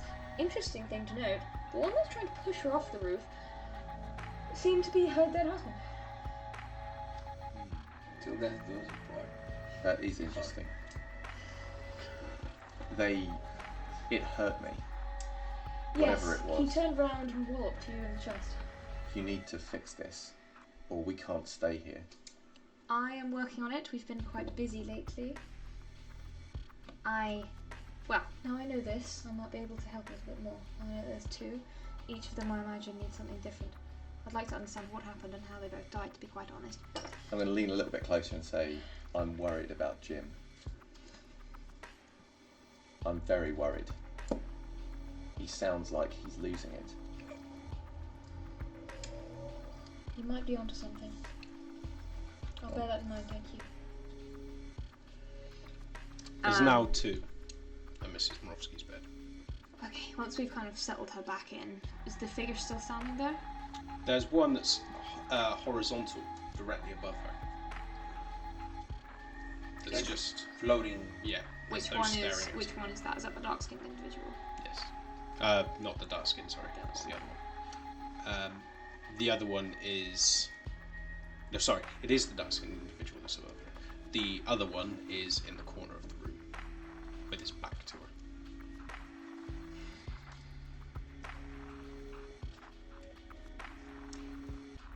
If either of you wish to tell me anything, I'll be upstairs. Benjamin. What? Can Have you you- hear voices? It's more that I can see them, but I can't hear them. Can you hear the sound of them even though it's not the words? No, I cannot hear them, I'm sorry. Hmm. Have you had any thoughts regarding what we spoke about earlier this evening? The helping me. Yes. Yes, I agree. I agree. Tomorrow evening, first thing? Yes. Lovely. Alright, I'm going to try and write up some notes on what happened, what these two people, and potentially try and communicate with them a little. If you need anything, please let me know. I need you to do this, to make this better. If we're going to stay here, it broke my rib. We can't, this cannot be a safe place for us. They've attacked Jim before. Yes, and that's something I want to figure out. I'm wondering if there seems to be one more aggressive than the other, and I'm not sure why they seem to zero in on Jim before. They hadn't hurt any of the rest of us without us meddling first prior to that. Is it safe for me to stay here? Can you see them? Are they threatening me? They're not threatening you, they're more interested in her. I think they're both... Well, one is her previous husband. I don't know whether there was some kind of tryst, some... Are you having this discussion in the room? I think we are. I can't see them, so I don't know if something... I don't know if she came between these two people, perhaps. I'm not sure that... It might be a little much of a literal interpretation. But... When... Can you do this alone? I won't know till I speak to them again. If I can't do it alone, I can speak to Spin about it. However, she has bigger fish to fry right now, so we'll wait and see. If they attack Jim again, he might not survive. Well, maybe you two should room share for a bit. That way you can watch each other's backs.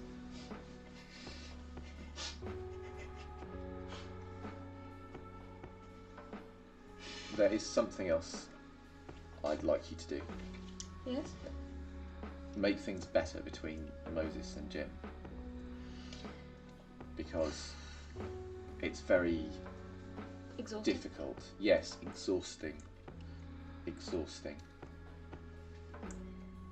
Yes, yes. Well, we both play mediator as best we can, but You're better than I am. only At if this. I'm in a good mood. Can I hear a knocking at the door? To Mrs. Roski's door. Front door. I'll go. All right. I will wait in the corridor. It doesn't seem right for me to be standing in her room. Go and unlock the door. Why not? Okay. Spoken like a man who has nothing to lose. An unwise man. You unlock the door and open it. And the individual that's got her back to you suddenly turns and you see it's Danielle. Ah, okay. And she stares at you for a long moment and then looks past you towards Katia and then looks up towards the roof and then looks back to you. I'll beckon for her to come in. She steps past you and then quickly grabs the door and closes it behind her. And then of her own accord she does the locks. Is this a friend of yours? Yes. Hello. Good evening. Danielle, a clanmate of Benjamin. Oh, nice to meet you. My name is Katia, clan trimmer. Yeah, are we alone? Suitably. Hang on, there are people staying here, aren't there? So we can't talk here. Can you see dead people, by the way?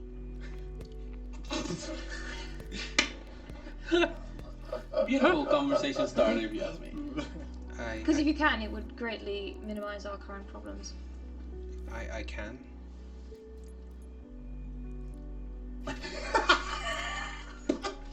I'm sorry. Who are you? Katia's a member of my coterie. Sorry. Odd way to. We shouldn't talk here. Danielle, did you want to talk to me? She leans in. Can you hear them? Yes. I hear them. But I can't hear him. Let's talk somewhere else. Where? My room. Would you be willing to help Katia afterwards? Maybe if I've got the time. She just starts walking up towards your room. Would you prefer for me to be present or not? Not for this. All right, I'll be in my room if you need me. Good luck with. And I'll point towards Mrs. Morowski's room. Thank you. Yeah, so I'll go to. Okay. She's already found her way to your room. How does she know? She's not gone in. She's just at the door. Okay. Yeah, go in. Okay. And she steps in after you and then closes the door behind you. And then turns and looks at you.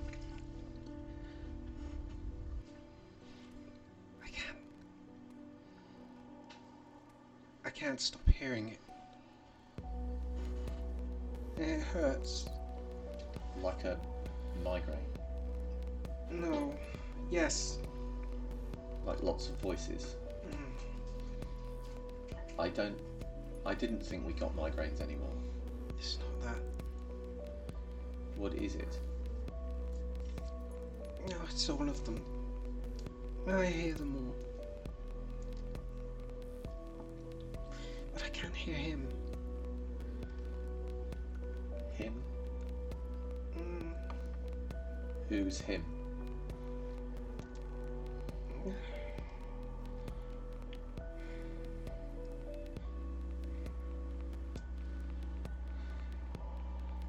You look different.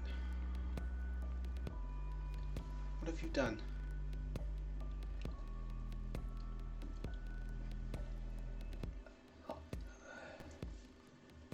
I don't know. I'm not quite sure. I'm confused. And my head hurts. What are these voices? I thought it was just me. No. It's all of us. And I don't know who to listen to. I can't make them out. There's too many. No. How do you make it stop? You don't make it stop.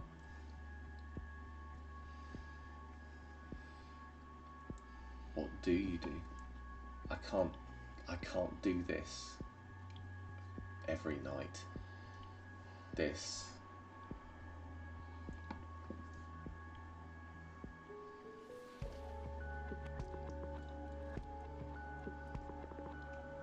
Amelia's safe, by the way. I need to talk to you about her. Why? About what to do for her. You've come to a decision then. I don't know. Katia has told me how, but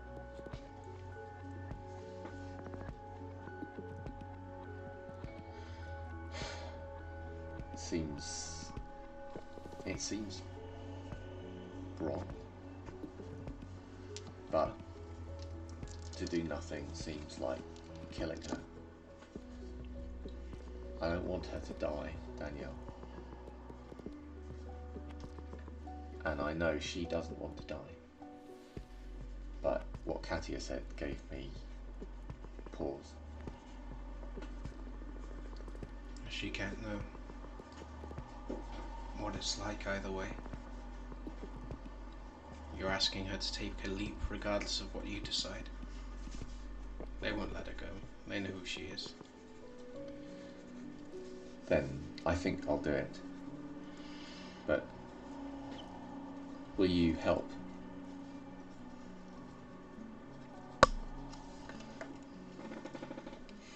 She said it's like slavery. Well, it is. Will you stop me if I go too far? I haven't succeeded yet, but I can try. Maybe.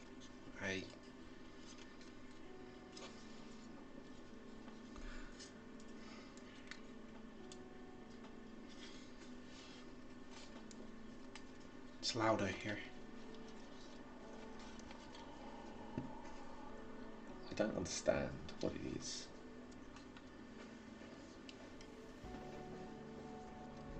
I just thought it was part of me, of everything else that's going on, but it's not, is it? No. Means you're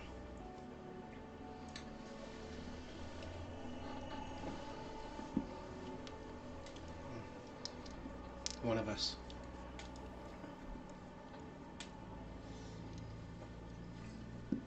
I just still can't get used to it.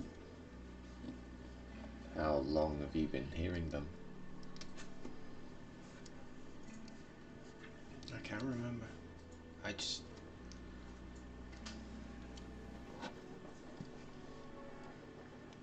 kind of blurs.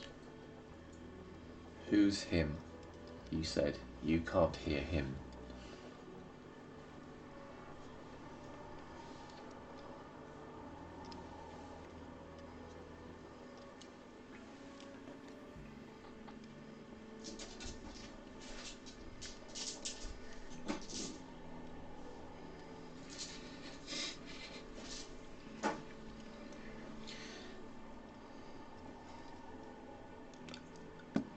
I can't hear Edward. The Primogen? No. Yes. He was so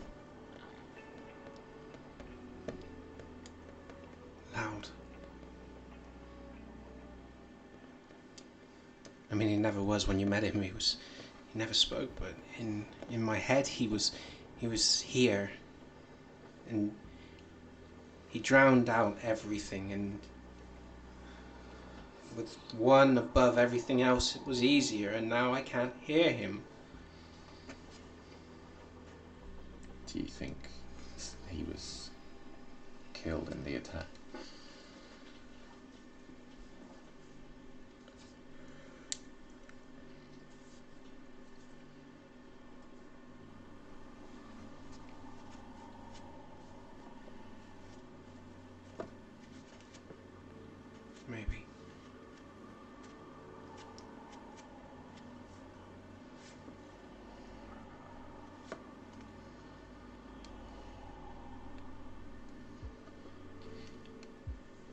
sorry, I came. No, you don't.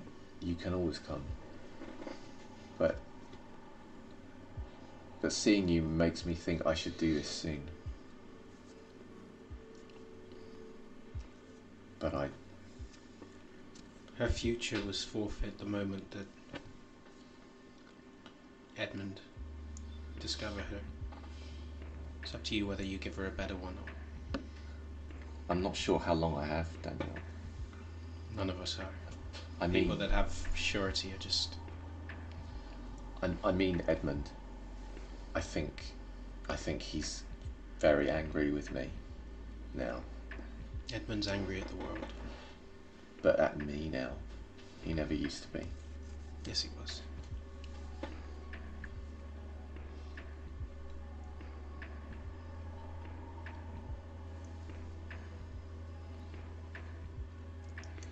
You had another problem for me. Oh. There's something here, a ghost. But it hurt me. It was trying to make a woman jump off the roof. And when I intervened, it attacked me, but I can't see it. But Katia can see it.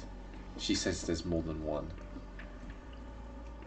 I don't want to stay here if there are things that will attack me. He's not attacking you now. No. But they've attacked. I'll look over my shoulder where she's pointing. No, no. It's here now. What's it doing? Staring at you. Does it seem angry?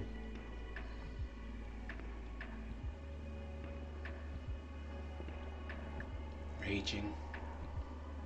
At me? Everyone. I don't think it likes me talking about it. I think Katia wants to make them better. Make this place safe. He doesn't like that. I'd be careful what you say.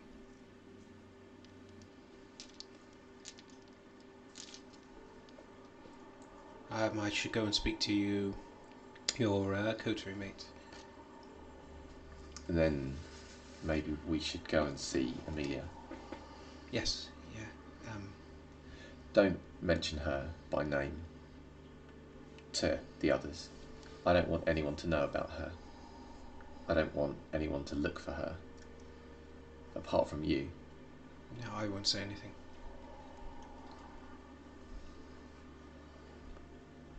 I think we should leave now. You actually need to tell me twice. She backs out of the room and then closes the door behind you. And as she walks off, she's still looking back at the room. Is it following us? No.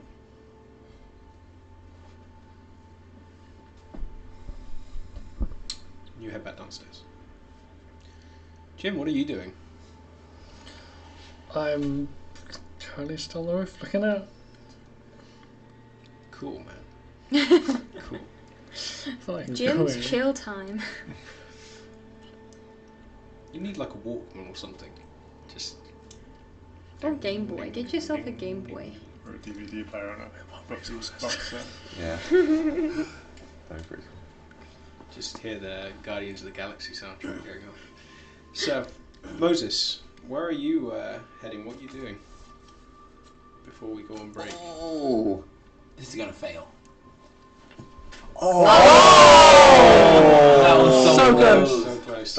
I got the pointy end. But no cigar. We're going to a break, and then we'll find out. But yeah, I'm just gonna wait for Mayor. But I think it's time for the intro. It is indeed. So, yeah, we're going to jump in for a 10-minute break, guys, and then we're going to resume. Everyone, please. Watch out. Watch the... I fully agree. behind. Best soundtrack ever. Ding, ding, ding, ding, ding, ding, ding. Here we go. Oh, I have to do this now. Yeah. Are you ready? Oh my with God. questions, guys? So there aren't many changes, but there is one change which I'm quite fond of, which is there is a new blue string going from Benjamin down to Lucy. Sorry. Because as a trainee angel who's been sick burned, I feel they now have a link. Yeah. Does that give you? Have you beaten Moses for the longest string on the board? Oh, I don't know. Probably. Also, do I need to add a little S to the ghost? Oh, yes, yes. I draw another little. The ghosts. Yeah, and we'll maybe we'll have a ghost picture at some point. Yes. Maybe it's going to be like rabbits, and every time we'll and I think that's it actually for this board. Yep. And I think we're going to hand over to Carlos for the board of the dead. Yeah. I wouldn't say So- that if you live in England. So the board of the dead has a couple of changes. The first one is we added to the not cool section Richard Whitman, which is the police officer who is like bent on finding out what happened with her daughter and with his Yeah, daughter. it's so uncool of him to investigate the death of his daughter. Like, he's with probably, a zest. he's probably having like a really cool spin-off series right now. Probably. where, like, I mean, we're not saying that like that. He's not like the guy is uncool because he's looking for his daughter. He's uncool because it's not cool to the coterie that he's investigating into their business. And there is a new addition to the Board of the Dead. Moses sadly dealt with a 40-year-old pensioner last session. Are we sure it's 40-year-old? He's a 40-year-old pensioner last session. It's a regrettable thing. I'm not even going to apologise for that. His life was already behind him, so the worst had the As worst was Rachel just said, ahead. he's dead anyway. Yeah, I'm walking, he was already dead. and I think that's it. Do we have any questions? Oh, we have plenty of questions. Whoa. Okay. I'll just Let's see. grab my list. Alright. I think it's mostly a Mitch centric. Hey! Okay, Are we surprised? No. I get to hold it. Yeah. Baby. As if you Reunited at last. That's okay, Miss Unreason, I'm fine with that. so. Cool, right. First question is, what was the main inspiration for Gideon? The main inspiration for Gideon was that Titus told me that I had to make a hound and he had to be Christian, so then I made Gideon. He's not secretly furloughed from the Hunchback of Notre Dame, is he? No. Just hope not. But I ran with that and I tried to make something that I thought was fun and a bit unique and a bit interesting, and yeah. Okay, cool. We would like you to make a quote. A Miss Unbalanced.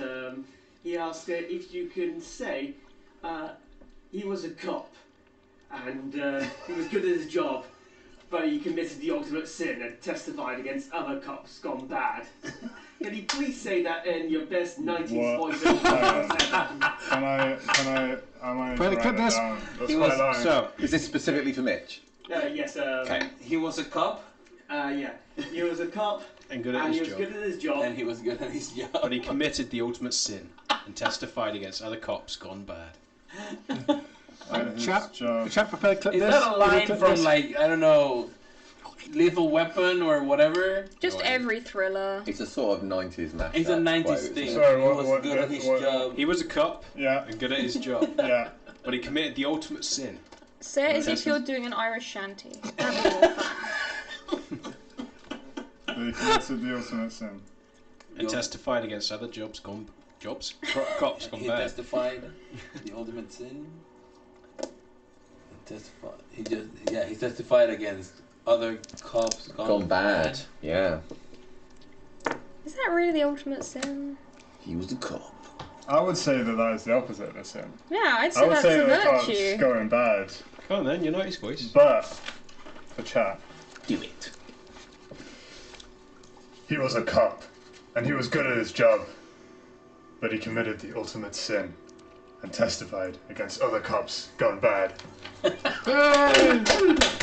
out what happens next in Never. The Honest Cop. on this side. Okay, I'll do something slightly, well, probably more silly. What's your favourite crisp then, Mitch? My favourite crisp. My favourite crisp And next question. is. Ooh. It's a good question, isn't it? You can say you can it's a just very say good Ponders. question. I think it is a very difficult question. Well, you can't turn around and say it's a bad But question. answer it. You came up with it. I am a fan of. Prawn cocktail is good. That's not a kind of crisp. That's a flavour. What's the sauce? What's the sauce, Walkers? What's the sauce? Okay. Oh, the one that people call Worcestershire sauce. Yeah. Oh God. Yeah. That one. I like the spicy tomato, like Thing. wheat. No, I lied. It's knickknacks. It's nice and spicy knickknacks. Oh yeah, they're alright. Those Whatever they are. great. I thought you were saying Twiglets for a moment. I was No, about to just... Twiglets are the devil's Next food. one. Although, if you're on a budget and in a pinch, you can't beat a Space Raider. It's true. Okay, we have a question for Bill this time. Uh-oh. Sorry, I just forgot how to read. 1 second. Happens to the best of us. Take all his blood. How does he like his character, having played it for a while? And in retrospect, would he have made any difference to his character creation? Blimey. Yeah. Ooh, in retrospect, yeah, there are a couple of changes I would do to the points, having spent a bit of time with the system, and knowing the system, as I think with most people when they first make a character, it's this sounds good, I'll try that, and then you play the system and you learn more of what works, what doesn't, what you need certain things for,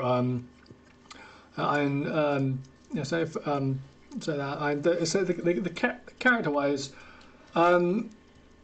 He's not a nice guy to be in the headspace of. I give you that. It's not a nice headspace to be in, but yeah, that's But yeah, as I have been with all my characters, I tend to stick out characters till the end. So, and if people want, if there's a new character wanted, Jim will have to be killed off somehow. Sure thing. Challenge accepted, I heard. Yeah, but Jim is. Not quite so much at the moment, but Jim is pretty tough. So again, yeah, I'll. All I'm hearing there is "I dare you." Right. We'll see where it goes. Cool. Final question. What is Mitch's Best favourite nerdy sect? thing? What is Mitch's favourite My sect? favourite Okay. sect. Oh, yeah, you're being asked the questions Chad has already asked of us. yeah. So that's good. Thank you, Chad. My favourite sect. I mean, I think the Camarilla. Yes. I think the well, I don't think I'd ever play a character that wasn't Camarilla because I think that the Of course, someone dressed up like the- a Ventry would say that. I think that the politics of the Camarilla is part of what makes the game fun. And I don't know much about the other sects. Fair enough. To be fair, What you need to know is that they're wrong. Yeah. All I need to know is that they're heathens, Heathens. and they must be purified in the eyes of God. Some of them. Yeah. Others just need to be converted. So it depends if they're anarchs or Sabbat. Yeah. One you crucify upside down, the other one you do the normal way. Yeah. That's it? Yeah. Can you do a hair flip? Yeah, can you do a hair flip? And nerdy. I hear it. What? What has to be slow. Can I like do you want me to like flip it like that? Or flip it like that? I think like because I'm worth it. Yeah. Yeah, there we go. That's the one. Please, someone gift that. Gift that. And then at least in some way, Mitch will be on Twitter. Yep. Yeah. By the way, we're starting to poll the people who want Mitch on Twitter. So, Wait, who I'm asked What that? for that? Who asked that? Sorry, who asked? Yeah. I'm unbalanced. What is good in life? I think that's the question. Oh, okay, alright. Oh God! Is it? Is where we're supposed to say things like the something like the break? Oh, Everyone wants to see them flee before you, and the lamentation of their women. I've got one from Shadow. I've got one from Shadow Gamer. Question for the coterie: when hearing Edmund Rant call Ben a different name, etc., what was your reaction? I'm still freaking out. And I still agree with the let's keep it in the chat, like the Benjamin not Simon, Simon not Benjamin thing, because it freaks me out. Like it's weird, but interesting. Sorry, I was. So is this a question? How did we feel when Edmund was ranting? Yeah. And sorry, what was specific? He's ranted a few times. Specifically, what did he? When he first started calling you Simon. Oh yeah. Yeah, that's why I'm saying it. I freaked out. I freaked out. Mark aliens.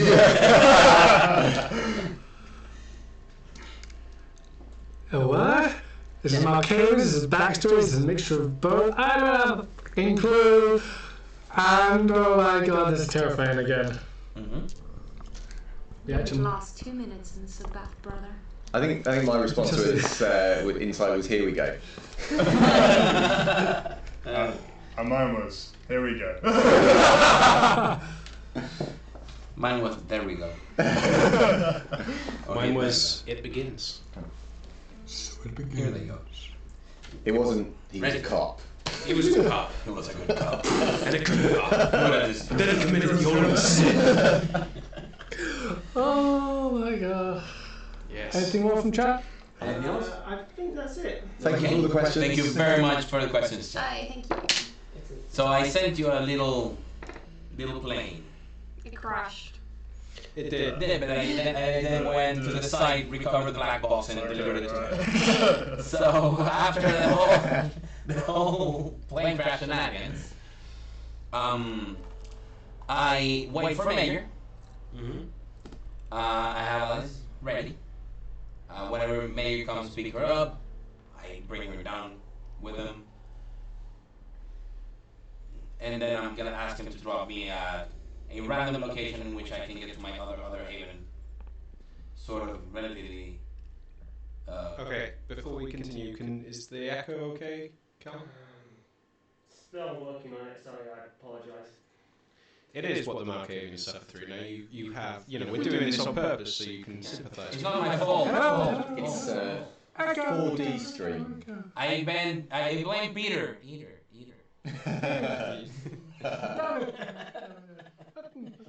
So let us know, guys, when it's gone, just so that you don't have to suffer through painful echoes. Told ya. You're going to milk that. I was going to say that the gift keeps on giving it. Yeah. Of course I do, Mr. Reason. It's all about emotion. Plus, we want to bring you closer to your idol. Edmund St. Clair. Yes. But is Edmund even enjoying the cobweb himself, or is he not? We're running quite low on Jaffa. Oh, that's tragic. Jaffa emergency. This is tragic. Oh, it's gone. Hey! Is it gone? Apparently. Give me some plucky Jake Palms if it's gone. Come on, guys, don't make me do this again. The Jaffa runneth empty. Oh. That's what happens when you try and split. Now it's super quiet. There we go, we have Jake Palms. Yeah, there we go. We've got Jake Palms. Okay. We have Jake Palms. So I'm waiting for Mayor. Oh, okay. And I grab my guitar. Okay, volume is super low. Leave me alone. Apologise, 1 second. No worries. Are we still really quiet? So we just need to shout. Oh, crank up the volume. We just pretend. It's fixed now. Huzzah! Alright. Is it? Yeah, cool. So, thank you guys. You're waiting for Mayor. It doesn't take you too long. Alice is Less uncooperative. yeah. Brilliant. I mean, she was never uncooperative, but Now she's at least making the effort of not doing nothing. I know she's still doing nothing, but she's not really resisting your Brilliant. attentions. So you do manage. It's still a low, Callum. If you can just have a Sorry, fiddle for us. guys, That's okay. Normal stuff. Just pull her hair back into a ponytail, put a baseball cap on top of, like, on her head, so she doesn't have to fight with her hair. close down the hoodie and carry her. Well, and then let Mayor come in. So between the two of us can carry her downstairs. Okay. Well, it's not carry her. It's a condo with a lift. So yeah, we just go straight to the basement. Okay. So you managed to get her down into the into quite a small car, but she gets in without complaint. Mm-hmm. And when he sees her, his expression doesn't change that much. Mm-hmm. He does consider her as she gets in. He considers you for a moment, but he doesn't exchange any words as he starts getting back into the car. You joining him? When we put her in and we close the doors and he's going around to go in, I just grab him by the arm. Okay. Like, she's not in a good state. She needs time and patience. I know you're not going to be tending to her probably directly, but please pass the message to whomever it is. She's been through a lot. You still holding him? No. I just grab him just to not have him go around, and I could have like a very short conversation with him outside the car without Alice hearing that. And then I just jump into the car with him and tell him to drop me in a place of convenience. Keep in mind that if you're planning on meeting... yes. Okay. So that's why I'm going there, because that So way... you're going to the church first? Yes. Okay. So he does seem a bit perplexed that you mentioned the church, but he doesn't inquire about it. He starts making his way there. He's a lot less reserved in terms of keeping to the speed limit than... oh, absolutely. Is. I'm happy. And starts making his way over towards the Mary Lobo Church. It doesn't take long at his current pace. The only time he slows is when there are police around. Mm-hmm. But he alternates between the two and seems to get there at good speed. And then when you manage to step out of the car, he doesn't wait for you to turn or say anything, he just keeps going. Well, when he stops? Yeah. Okay, I just turn to where Alice is, take out my cross, put it on her again. It's like, hey, remember this is yours, keep it safe. Give her a kiss on the forehead. Thanks, Mayor. And I grab my guitar and I just jump out. Okay. Takes off down the road. Walk straight to the gate of the church. Okay. Like, well, there shouldn't be anybody. It's like 2:30 in the morning at least. There are still people moving around. There's no one inside that you can hear. Okay. But as you start moving up towards the door, it's partially open. And as you apply pressure and look in, you can see Father is up front. But he is currently in conversation with the constable. But then as she notices the door open, she immediately grabs him by the arm and then leads him off towards the back room. And then she opens the door. So it's just the two of them? No, there's three. There's three people there. One you don't recognise. One is the father, who's being led off towards the rear door. And then as she gestures for him to go in, he turns, says something to her, but before he finishes saying it, she just shuts the door in his face. Okay, so basically, then I don't activate Mask of 1,000 Faces because I thought there was more people inside the church. No, just... And I already knew Benjamin said Gideon was there, and I knew Gideon is a Hound. So I go in my all Nosferatu on glory. Okay. Basically, I am just walking inside. Okay. As she watches you, she steps down the steps, moves over towards Gideon, places a thumb on his forehead, gives the sign of the cross, and then she grabs a bag which was underneath the pew and just makes her way towards you, looks at you, and then walks past you and out the door.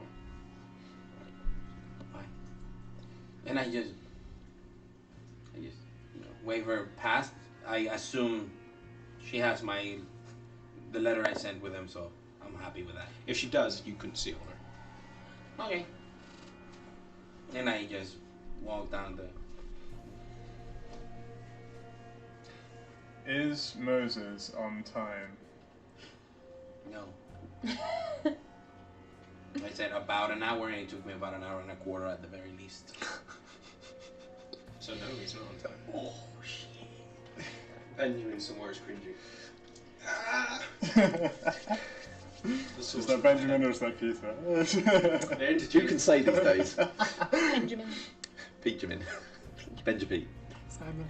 Anyway, sorry, you carry on. As I hear him approaching, I would just say, "You're late." Yes, apologies. I wanted to let you know, but I had no way of getting in touch. Benjamin left, and there was no way for me to tell you. Something came up. It's been a very tough couple of days with the Sabbat.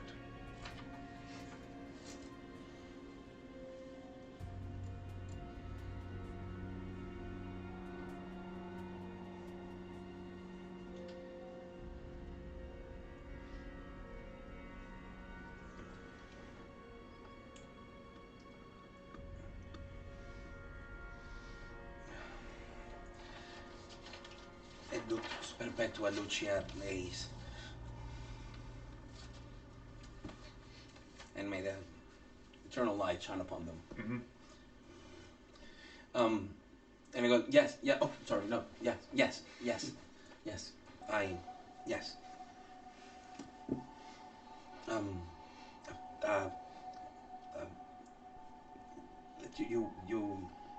You are Gideon, right? What should I do? Well, there are two individuals. Mm-hmm. I'm sure you understand the gravity of the situation. Yes, and no, necessarily. I mean, are we talking about the same individuals? There are two mortals that we know to have witnessed the Sabbath. The Sabbat attack. Who? The names are Karis Simmons and Andrew Thames. I completely deflate, going like, because I've been trying to make the whole Susan incident like a crazy thing. So it's not them. So it's okay. Yes. Do we need more information on them? Do we have any information on them? They've begun heading out of the city, and they're waiting for their family before fleeing. Oh, so they saw the attack. Which one?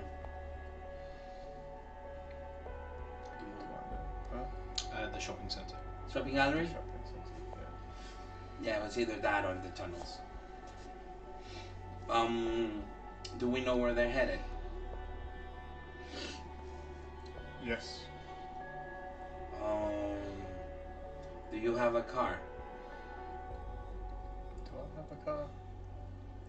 I'd imagine you do. I'd imagine I do. Yeah. Okay.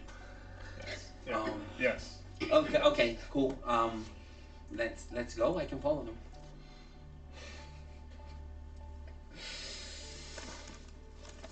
I will just walk out. I start walking. And the moment we get out, oh.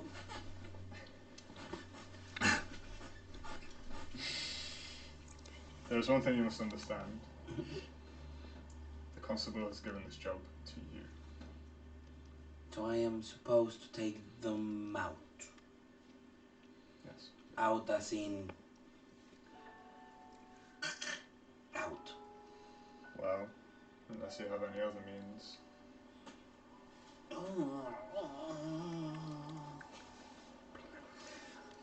Yes.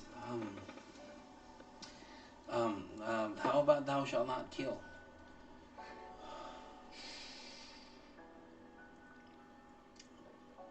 You must understand that a masquerade breach is dangerous to many lives. Yeah. Let's get on the car. I'm getting skittish. People might see me, my face. Okay. I will lead him to the car. And I just... What kind of car do you drive, Mitch? I'll answer that in the Discord later when somebody asks. When someone tells you. Yeah.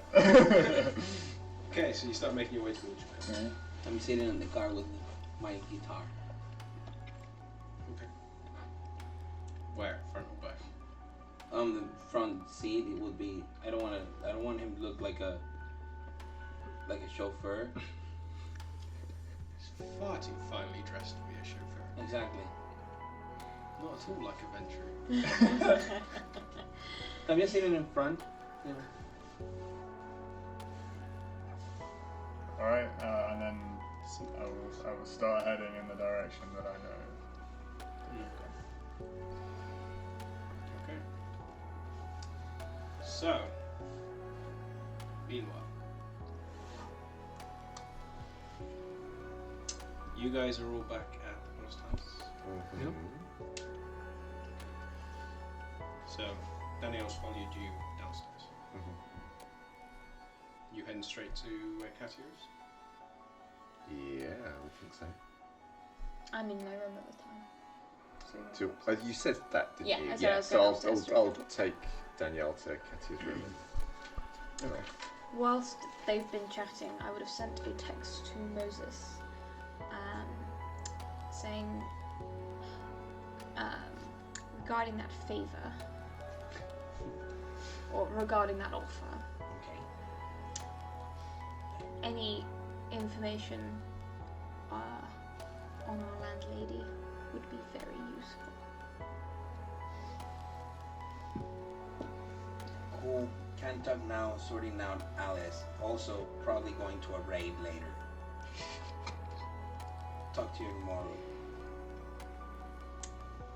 I'll leave that one as it is. And I would have been essentially writing down the appearances that I saw and the behaviour of the two figures.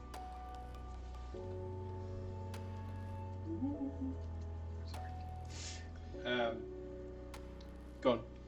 Yeah, so you've gone. Yep, so I'm in my room and I've basically just been writing down everything I've seen and witnessed about the two spirits and the behaviours they've kind of showed this evening. Okay. It doesn't take you long to get up to Katia's room. Danielle doesn't approach the door.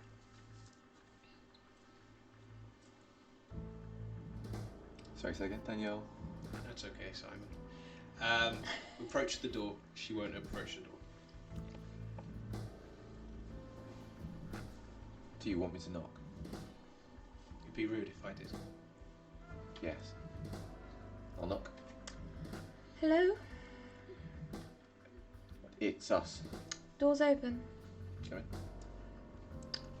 As it usually is. She's kind of sitting cross-legged on the bed at the time, kind of scribbling away in a notebook. So one of them followed me.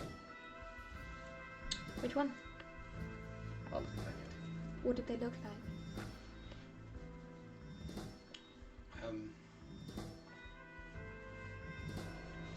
Short hair.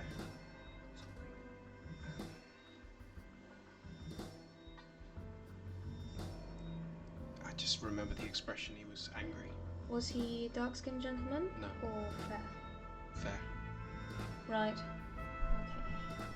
That's the ex-husband, or well, the deceased husband of our current landlady. They're listening to us sometimes. And I thought that was the case. That's why I've been attempting to talk to them from time to time. Danielle thinks we should be careful. They don't like us interfering. I haven't been interfering. But talking about it. Yes, but I've never got in the way of what they've been doing at a particular point in time.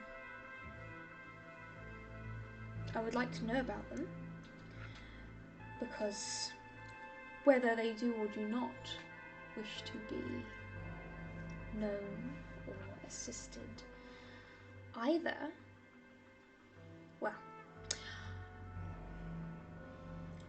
one of them appears to be less aggressive than the other.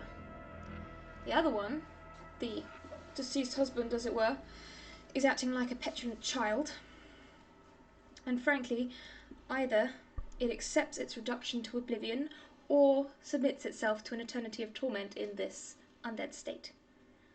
Those are its two options. If it wishes to stew in the second wave for all eternity, that's up to it. But I don't think any of us want that. I can't stand men who act like children. Can you deal with it, with him? I'll try. I don't know for sure right now. I need to put more information together. I've contacted Moses. I believe the more we know, the better. We know the identity of one of them. I think knowing the other would help a lot. You wanted Danielle's help. Do you want her now? Any knowledge or information you have on spirit entities like this that you could give me could be extremely helpful. Well, I mean, I can feel what they're feeling, but beyond being able to see them, my knowledge is not. She does a quick glance around your room. You probably appear more qualified than I am, if I'm honest. I mean, I can see them, but it's not an area I have, in the past, given extensive research into. Of course, I'd like to rectify that now. But you see, you can sense their feelings, and of course it sounded extremely antagonistic from the one that was watching Benjamin. Did you pick up anything of the other individual? That is who I'm more interested in at this time. not here. No, not in.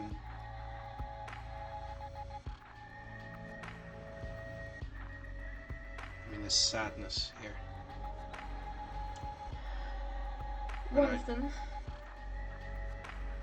One of them either hanged themselves or was forced into that state, potentially in this room. And I motion up to the rafters.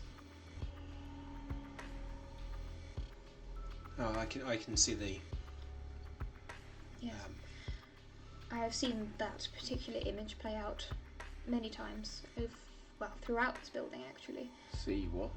There's a kind of rut from where rope was. Okay. I do not know whether it was suicide, whether it was something else. I do not know the relationship between these individuals, nor how it concerns our elderly landlady. I do not know whether one of the individuals is at fault, or how to put their souls at rest if such a thing is possible, but I am trying to find out. Well, I mean, let me know if I can help. I'll be on pointing them out to you, and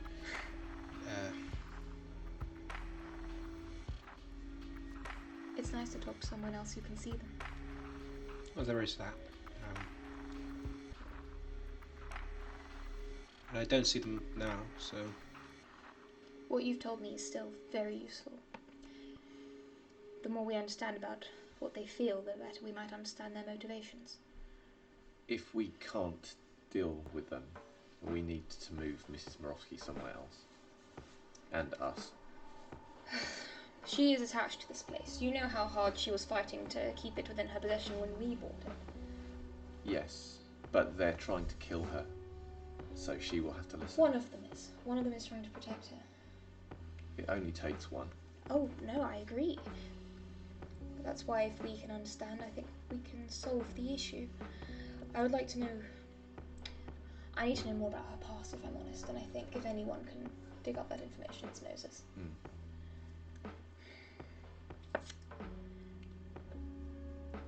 For now, I am content to stay.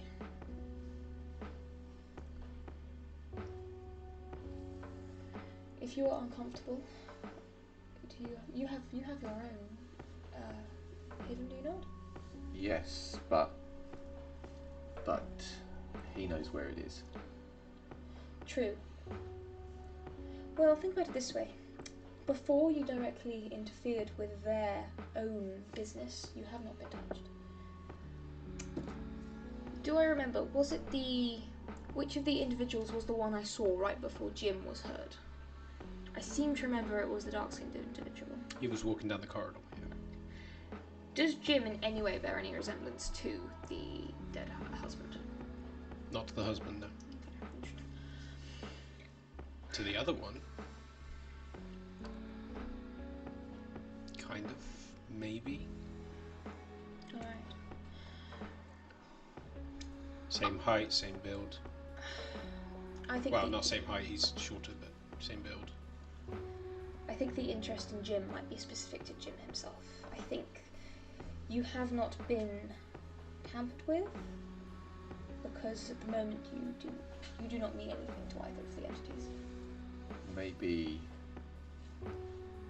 one of them wants to hurt us and hurt Mrs. Morosky. And Jim was enjoying other people hurting. Maybe. I think you should talk to him. There's something in all of us that likes that. And he shouldn't listen to it. No, I 100% agree. I'm as keen to shut down such behaviour as you are. It's easy. Oh yes. It's very easy. But that's the struggle we face every night. Some give in to it easier than others. Yes. And Jim hasn't had the most hands-on upbringing. No. And even if he did, I think we both know that his sire enjoys it rather a lot. He needs us. I think. Well, he's going to need someone to help him feed fairly soon. That's for sure. He wants to restore himself, but I think he should wait until it's calmed down. Yes, He doesn't agree. He's wrong, but he doesn't see it. He is certainly a rather worrying risk taker when it comes to that sort of thing, and personally, my own abilities do not complement his hunting style particularly. He's much better off with Moses than he is with me. Not right now. No, right now he needs to wait. Yes. Good luck. Indeed. Well, I will hopefully hear back from Moses soon. I've already asked him for information. If anything at all happens, feel free to tell me. Likewise. Yes. And I'll try and do some of my own research until Moses returns. Or until anything else terrible happens. Please talk to Jim. If you can. If you I have will the try. time. I don't think he's going to go leaving here without anyone just like that. If he did, then he has regressed seriously, and I thought we were really making some progress. I don't mean about hunting. I mean about... Oh. Yes. I feel like he would take a lecture from someone of my clan rather poorly. Should I leave? No. You're welcome to stay. None of this is particularly secret. We'll go. Alright. I'll see you at the very least first thing tomorrow night. Yes. Alright. Have a good evening. You too. And good luck with... It's more like...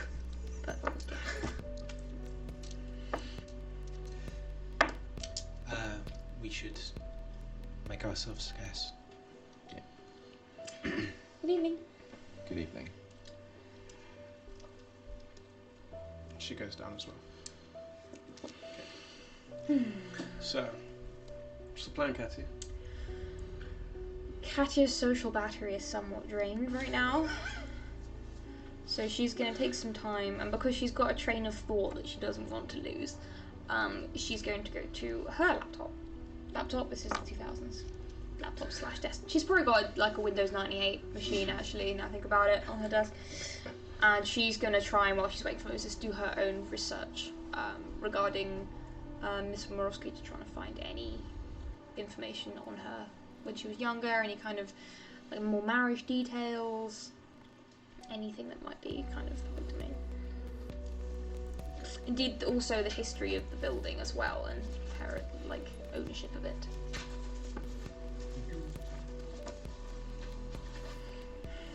The ownership of the building, I have part of it.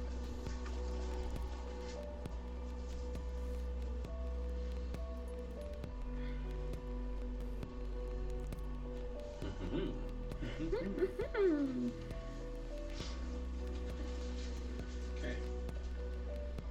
So, you are just going to look online, yeah? Yeah, I don't have any Nosferatu information networks. Me neither. Okay. You use Alta Vista. And Yahoo. Just, Yahoo search. just use Ask Jeeves. Ask Jeeves. dial up. There might be like a no. BBS. There might be. Oh man. I brought a modem with me. I have a laptop and a modem. So if we stop anywhere with a landline, I'm in. Oh god, not AOL. No. Netscape. Okay. Awful. Cool. So make a intelligence plus technology roll. Yeah. What area are you focusing on? The building or Mrs. Morovsky? I'm actually going to look for incidents regarding the building. Okay. Whoa. Critical success? Yes. Happy critical! No. No, that's an unhappy. That's a messy critical. But it is a total of, that's 7 successes, but a messy critical. I'm gonna get smacked by a ghost. Or is he going to destroy the computer? The ghost is gonna smack your face. Yeah. Oh, my computer. But I still got Gonna 7 do that creepy successes. thing in the So. computer screen where like.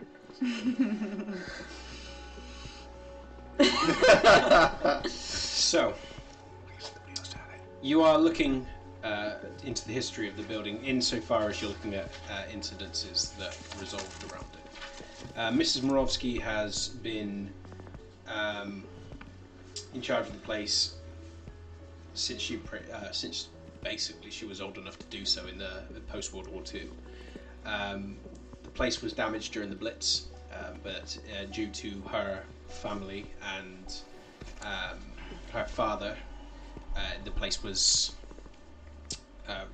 basically repaired and brought back in, and for a time it actually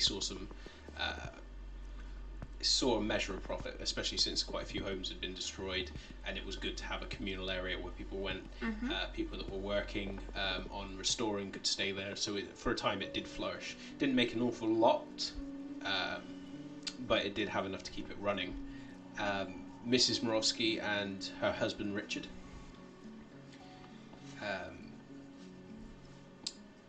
basically ran the place.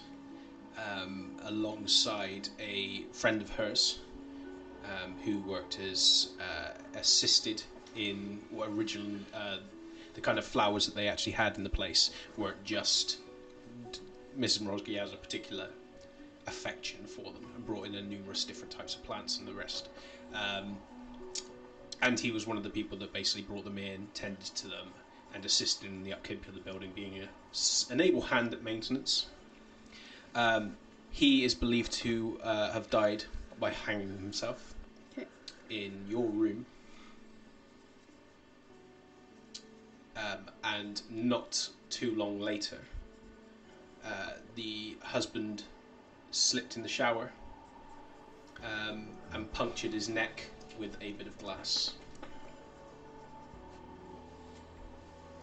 Mrs. Morovsky was traumatized, refused to leave the building, and her own recollection of events is skewed. That is, on the rare occasion anyone will coax anything about the incidents out of her. And she's refused to leave ever since. But because of those combined incidences, the place has basically been a ghost town for since that time. It's lost a lot of business. But that is all you managed to pick up. However, as you are looking through the system, you do Okay.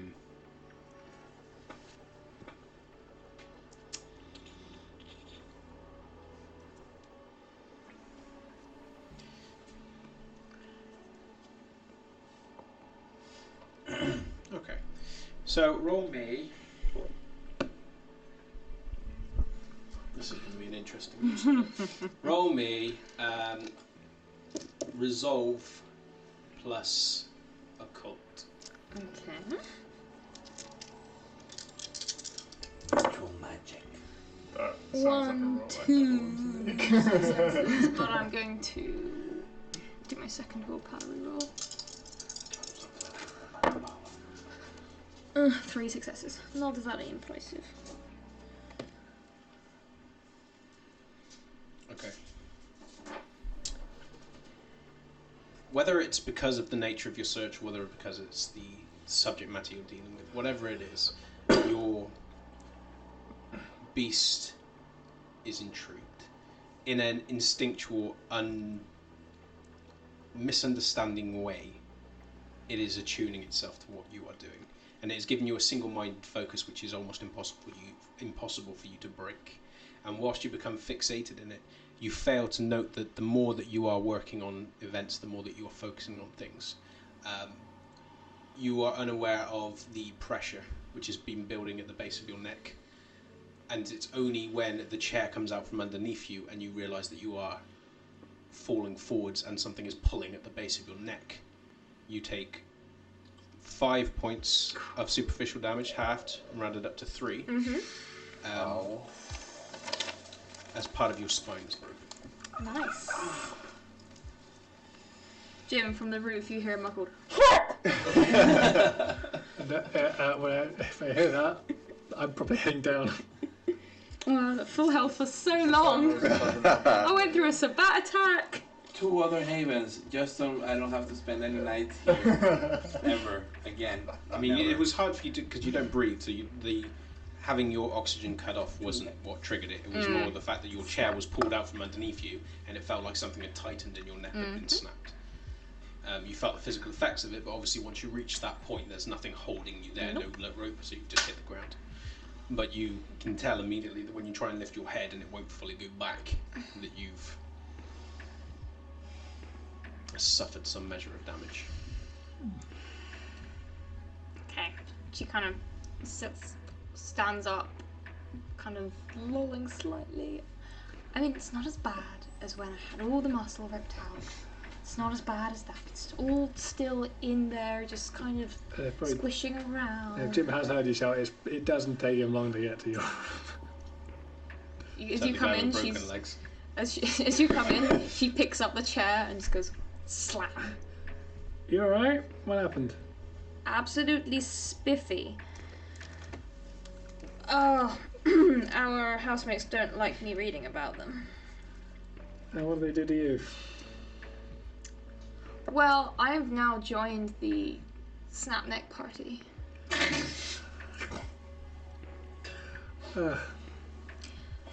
At least I didn't need an ascot for mine because it's not sticking out of my flesh. So wait. So exactly how did they do that to you then? I think they actually hanged me. If I was mortal, that would definitely have killed me. I'm not sure which one it was though, which is a pain in the arse because I really want to believe it's mostly one of them that's being an asshole.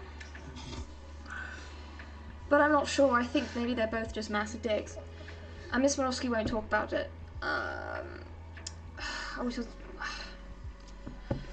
Tomorrow, either way, I'll hopefully be going back and I'll find some more books. And I was going to look up something for you anyway, which we discussed earlier.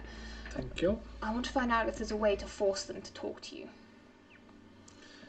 But this is probably crossing over into necromancy, and that's not something I have any practice with, and most of my clan don't either.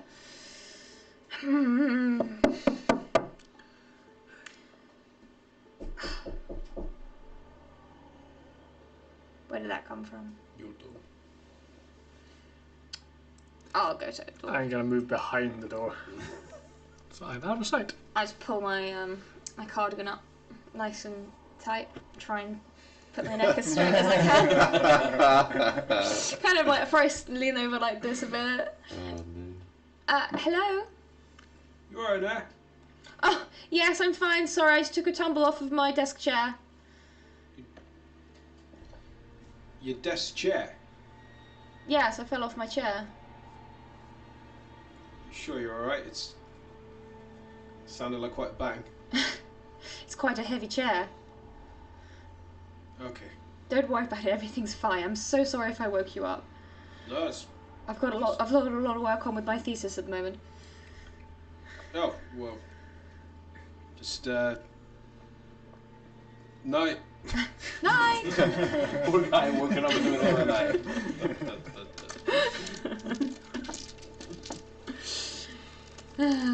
Right, well... Hopefully Moses will be back soon. He might be able to dig up a bit more that I wasn't able to.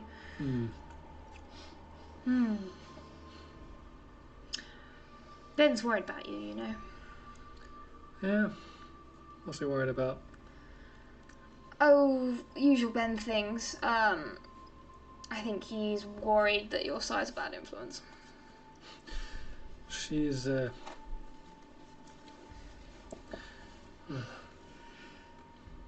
I didn't exactly want any of you to meet her, but Oh, she's fine. She's quite interesting as a person. yeah, but The difference between the two of you, she's got a lot more age on her side. So she can, you know, get away with it. she'll also use you exactly like she's used Moses. Darling, I'm from Clan Tremere. That's not a surprise. Oh yeah, but Just when we have a situation we have to deal with in the future, I think Ben is simply concerned that we must consider all the alternatives, and violence should only ever be our final option. It's all too easy to get a kick out of it, like this. Beast loves it. It's like, I wasn't talking about getting a kick at the violence. There's more the look on Moses' face when he finds out that there's ghosts. maybe. But, I mean, the fact that Moses has a genuine and, you know, religiously rooted reason to be afraid of these things isn't something I really find that funny. I mean, it was funny to start with. I'm not going to lie there. It was hilarious. But when I realised his fear was actually founded in something and wasn't a dramatic overreaction, I mean, all of us are frightened by some things, sometimes irrationally. It's not something we should find funny in another person. No, but I find very few things to laugh at these days, so I try and enjoy a little laugh where I can. Well, maybe just pick your moments carefully. Hopefully Benjamin is back here tomorrow evening and we can find out for sure whether anything is seriously wrong with him. Well, more so than usual.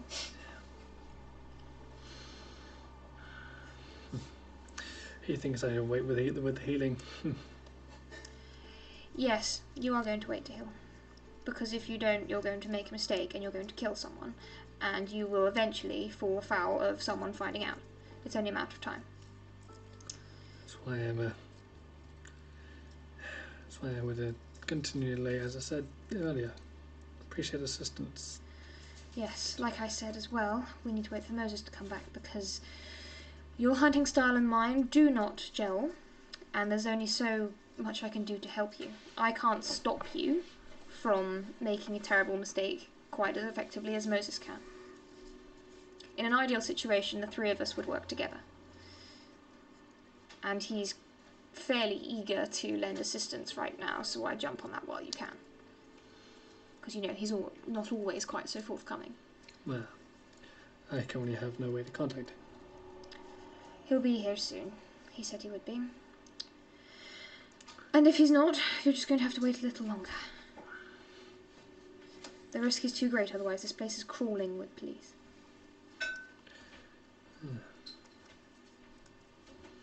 I'm more concerned about the Sabbat. Yes, well, they will do everything in their power to, well, they used to. I'm not sure now. This feels different to what I've read about. They actively spurn the Masquerade. They love it when the people fear them. As much far as I've read, anyway, they are savage, and they are, a lot of them, mindless in what they do. Of course, they have leaders who are organised and intelligent. If Moses doesn't come back soon, then I suggest you contact your sire if you still need help. I think she would be more able to assist you than myself or Benjamin. She would not assist. Might still be worth trying to ask, though. I don't think you want Benjamin assisting you right now. Something's definitely not right with him.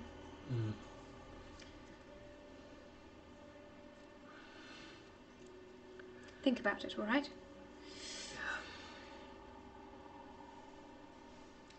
She doesn't want you to breach the Masquerade any more than the rest of us do. Not truly. Even if she does find people making slip-ups like that amusing.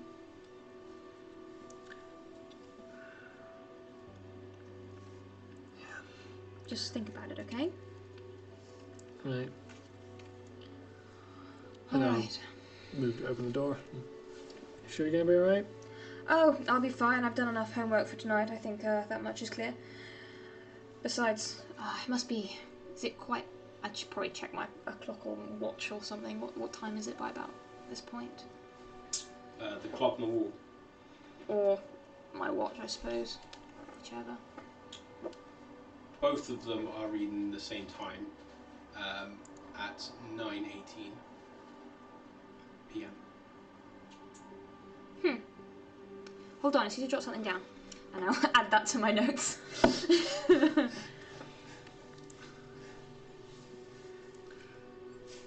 You need your clock sorted. Yes, I do. Yes, that's true, actually. Alright, well, I'm going to stay in here and potentially get beaten up by ghosts some more. You're some company? Oh, I'll be alright. I would suggest the roof might actually be more safe for you in your room right now. I have a concern that one of our house guests finds you particularly offensive for some reason. Oh, come on. Another reason why I need a heal. Alright, then I'll head out the door. Okay. So, Benjamin, where are you? I will. Well, I'll say to Danielle. I still think I shouldn't know where she is, where she's living now. But to do this, we need to be somewhere quiet.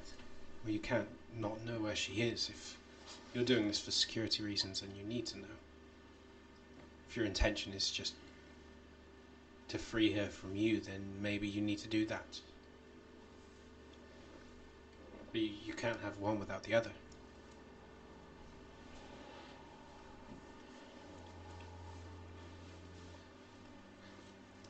I'm scared that someone like Edmund might make me tell him where she is. Well, if she becomes your ghoul, then eventually he'll find out. I mean, unless your intention is just to hide her away from all of our society, and if you're going to do that, well, people are going to be curious why. Well, if I hide her, then maybe that works. But if it doesn't, and they found out that she knows what she knows, but she isn't a ghoul, then she is dead, and we are dead.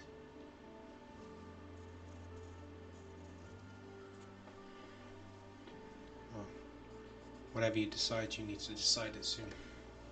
I think I have decided it. That's what I'm saying. We need to go somewhere quiet. But maybe you're right. Maybe it doesn't matter now if I know. Okay. She's at mine. Can we go there?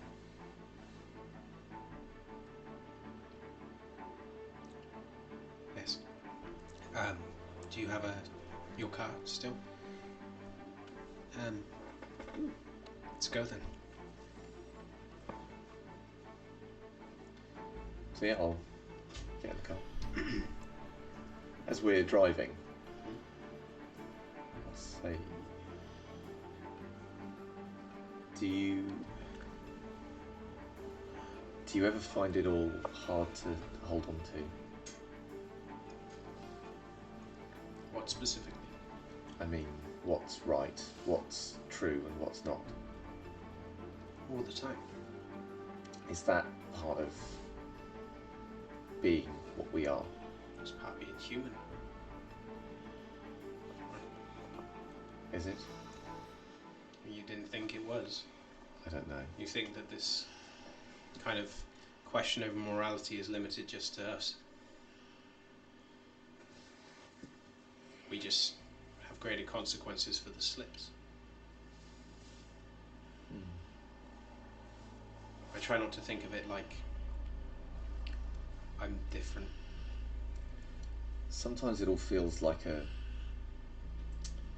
painting, and if I push too hard on the canvas, I'll go through it. Do you feel like that?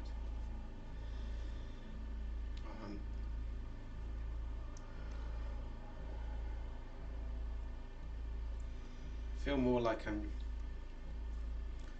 trying to hammer nails into china without it breaking. It's fragile. And there's no point to it. Why China? I don't get it either.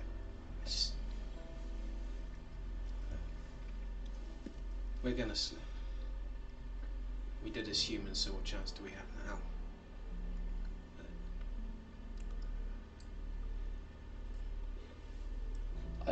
I don't want to slip again, Danielle. But if he pushes me, I don't know if I can stop him. Where do you think I left?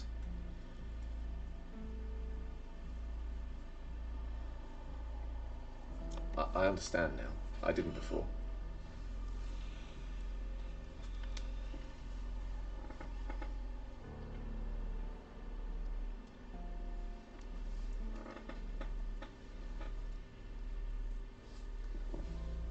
Just promise me you're gonna be better than him.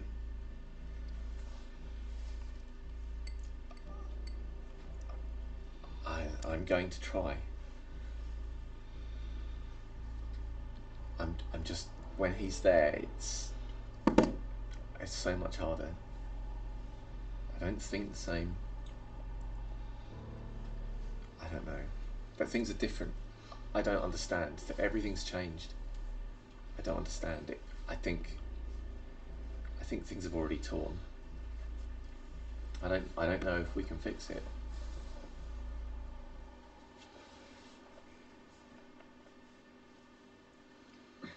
Maybe. I mean, here, turn. Oh. Sorry. I don't know what to tell you, Ben.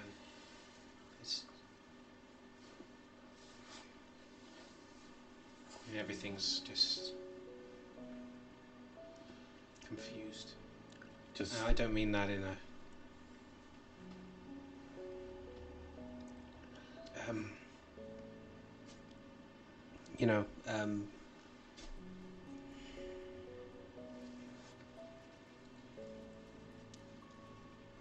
I've tried not to be involved with politics, and I mean, I'm not good at it. No, I'm not good at it either. But I I'm in this coterie and things just keep happening. But I think you should stay on as far from it as you can. It's kind of hard to do now. Just promise me something. Because I need you to say it again. So I can believe you. Just look after her. Because if you don't, I'm going to burn down your haven with you in it. Good. If I start to go that way, you should burn it down. I promise, but I want you to promise to help me. I don't know if I can do this alone.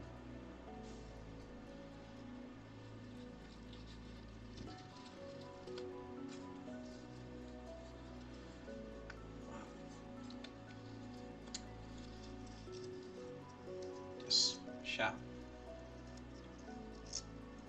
Shout. All right.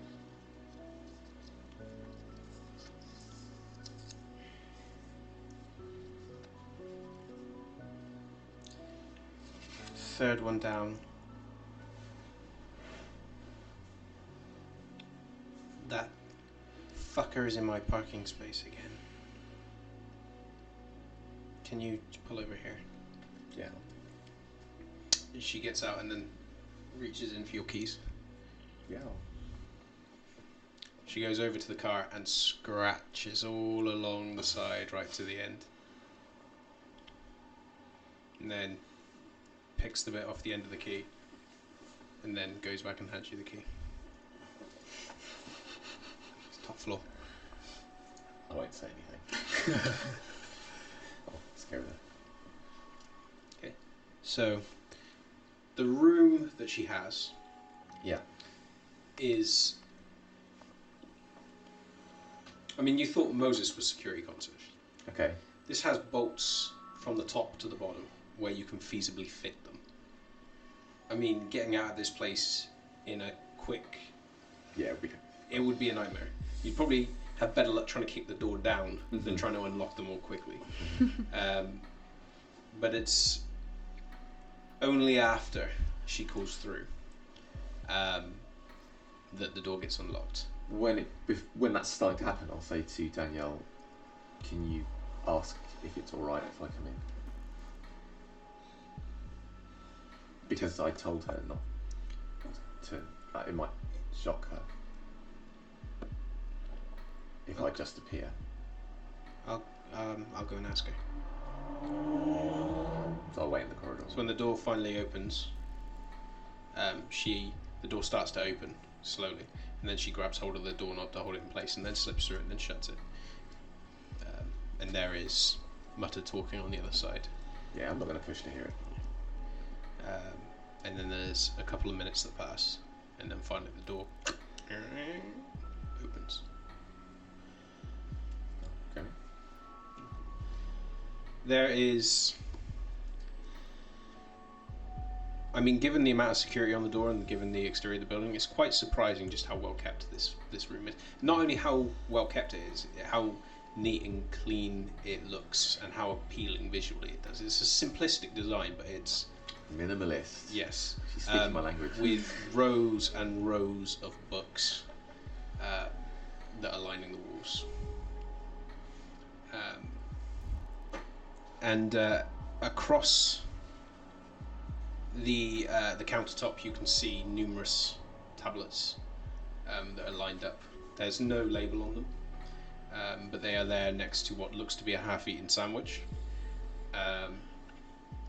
milk, and various other bits and pieces that seem to have been taken out. Mm-hmm. And the fridge, which you can tell based upon the dirty rags which are lining the counter, was not well kept, but has recently been cleaned thoroughly. And if the bleachy smell is anything to go by, it's recent. Amelia's there, in a dressing gown. Okay. On the other side of the counter, just observing you. And Danielle, once you've gone in, shuts the door and begins locking all of the bolts. I mean, you're probably about on bolt like 8 or 9 Right. before she's finished doing them. Sure. Um, So she's security conscious, minimalist, and there's the smell of bleach. I mean, this place is perfect. It's clean. She's your soulmate. This is great. It's meant to be. I'll actually relax a little bit. Yeah. and that was his mistake. Stabby stab, stab, stab. So, A match made in the madhouse. I think that's the first time Ben's relaxed in 27 episodes. Yeah. Second. There was. you do note that there's quite a few, as you're kind of looking around while the noises are going on, there are quite a few books on the shelves which are written by Daniel Martin. What kind of books? Is it clear from the titles or the? It's not really clear, but you're guessing that they're fictitious. Okay. They're fiction. Fiction. Okay. I'll turn my attention to Amelia. How are you?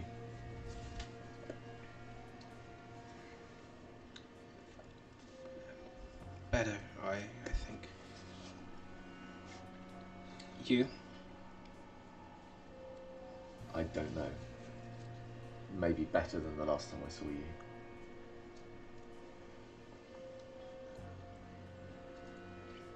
We've talked about this before, about the future, about options. And I've always said that it has to be something you agree to, whatever we do. She looks at Danielle, and Danielle's just watching her. And then when she doesn't seem to be able to say anything, Danielle walks around the other side of the counter and grabs her hand. She doesn't say anything. I think that our best chance is for you to become a ghoul. But if you don't want that, there are good reasons not to want that, then your best chance is to flee and enjoy your life for as long as you can. If you can.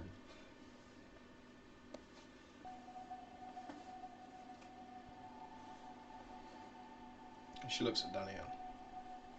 And before she's even asked a question, Danielle just shakes her head. I can't go with you. You know why.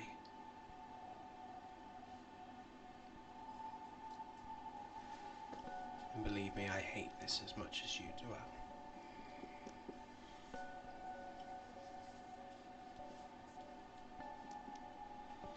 I trust he will look after you better than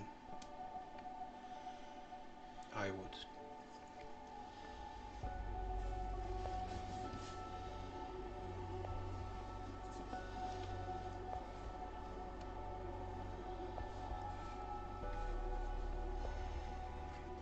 And I can't be the one to do it.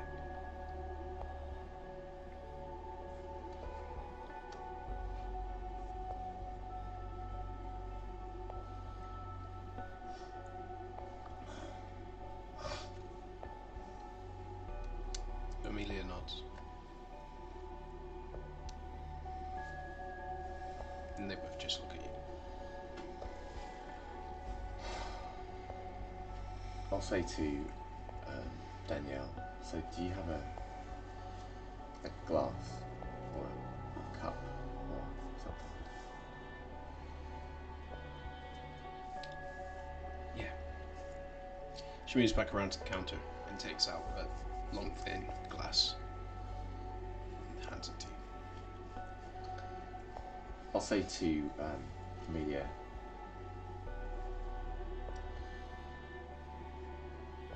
there's no good choice here.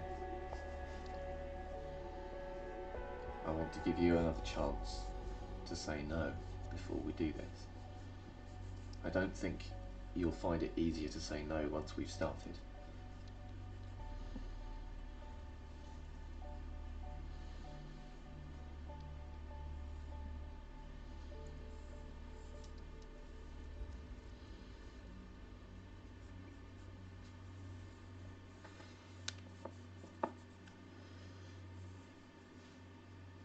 She looks at Amelia, Danielle. And her response, although it seems like it's spoken to Danielle, is aimed at you.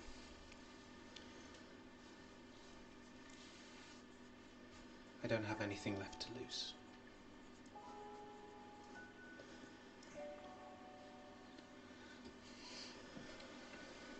All right. So I'm going to take Darren Fitcher's ex-penknife, which Jim gave me as a present. And I've obviously thoroughly bleached since then. And I will take the glass and make a small cut. Hold my hand out over it, and of course, weirdly, I've had experience of doing this lately. Like a pro. So yeah. Make your rouse check. No. I mean, it's dramatically it's meaningful. appropriate. It's Yeah, meaningful. I don't object to going hungry for that. Seems Yeah. fine. Hunger 5 now. Do you imagine? It's like, yeah. I'll turn back up with the crossed hands, like ravenously hungry, and Jim is going to be like, "Oh, really? So that's how it is." So, whilst you're doing this,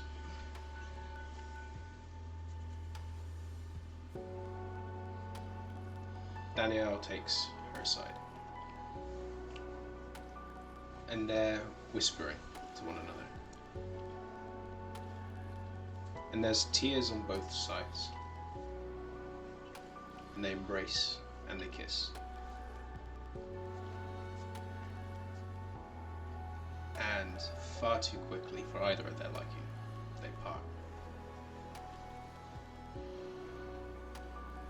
And Amelia comes over, takes the glass, and drinks it.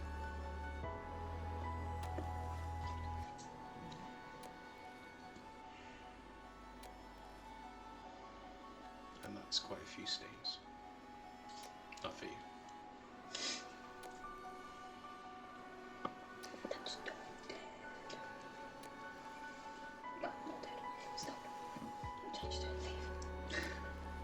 Start messing with people's touchstones. You wait. You wait. Coming for all of your touchstones. Well, at least some of mine remain a mystery. What begins as a hesitant sipping, she quickly drains it. Although she is still crying as she does so. And then she sets down the glass, wipes her mouth, and then vanishes into the next room.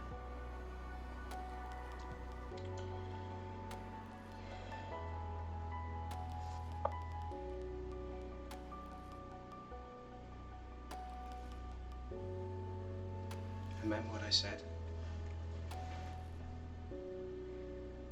I know.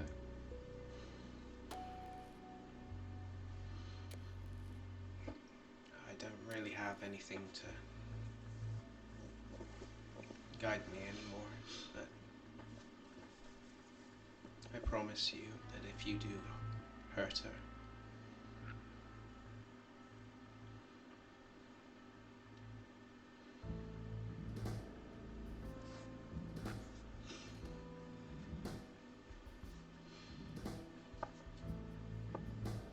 I'll turn your world to ashes.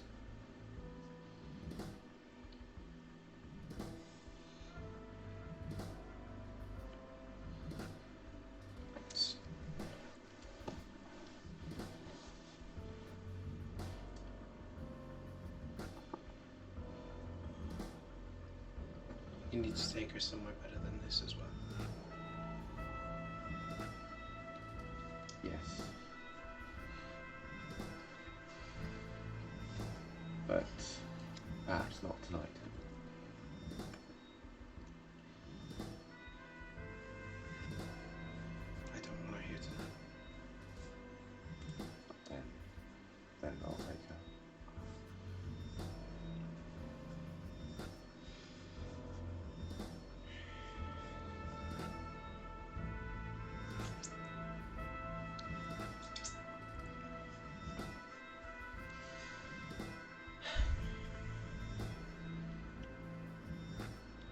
Can you wait in the car?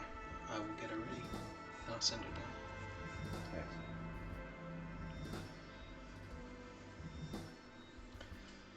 So I will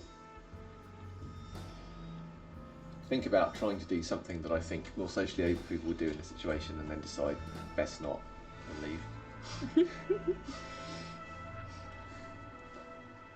But the thought will be there that maybe, you know, consoling her or offering some kind of human thing would be a good idea, but I don't think Benjamin's going to know what to say, so he's just going to go.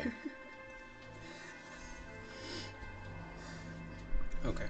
She head downstairs. Meanwhile, So, where you from? Poland. Poland. Oh, the Pope's Polish.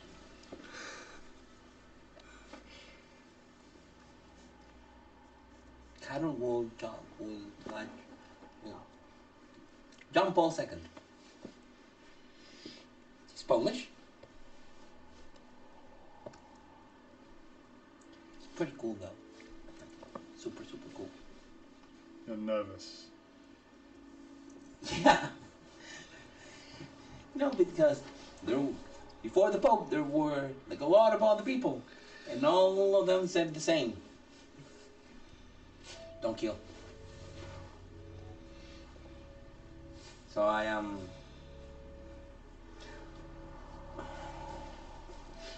Don't get me wrong. I understand it. I get why it's important. I should not be hugging this too hard. And I just realized that we're in a car, and if we are in a car crash, I am going to impale myself in the most stupid way. How good of a driver are you? I am just going to put this on the back seat. I'm sorry if that looks so wrong. I'm really sorry. I'm putting this on the back seat. And I put it on the back seat. I mean, I want to see how fast. Yeah, I'm just slightly being friendly and pushing boundaries. So I want to understand, like, because I want to get to know the guy. So if he's like a completely humorless guy. Oh mate, I'm all on board for this plan. Let's have your socially awkward moment, guys. So Got a long drive out down the A2. what is the A2? The A2 is the road that connects. No, I'm asking him. Okay. Probably Moses knows. Like, what is the A2? Like this, the airport? Where were you when this had attacked? Edmund Sinclair's gallery. Do you know him? I had met him, yes. Such a wonderful man.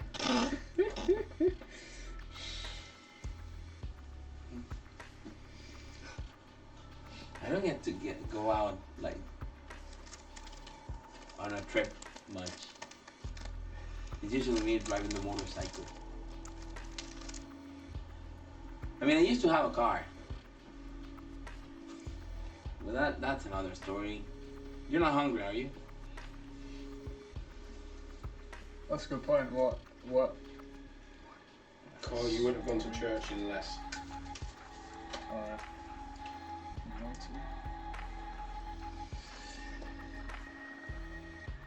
No. How do you do it? How do I do it? Yeah, following orders, like, sometimes are wrong, or against the commandments, or against what you believe is right. Their only crime is that they saw too much, and I totally get it. But it's not like I can go like, forget. That's something I've seen people do. It's a bad joke. It is not easy. It does not feel good. It is sinful. That's what makes it so scary. Super easy to do. super difficult to forget.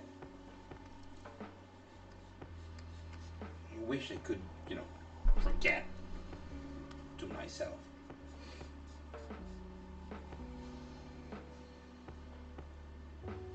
I think you must bear your sins if you forgot them. Yeah, but if I don't remember them, how can I seek penance? Redemption from what I've done.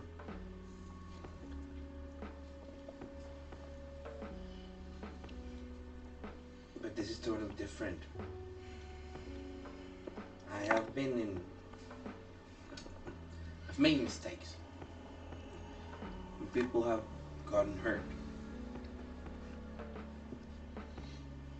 And it's on me. And I'm not gonna blame the beast. And I'm not gonna blame this hunger. I'm just gonna blame myself for being careless. And that's why I'm always trying to be careful.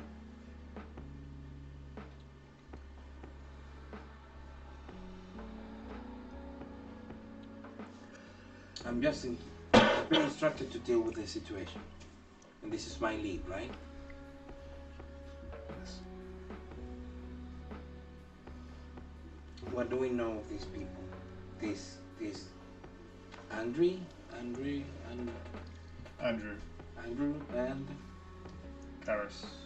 Karis.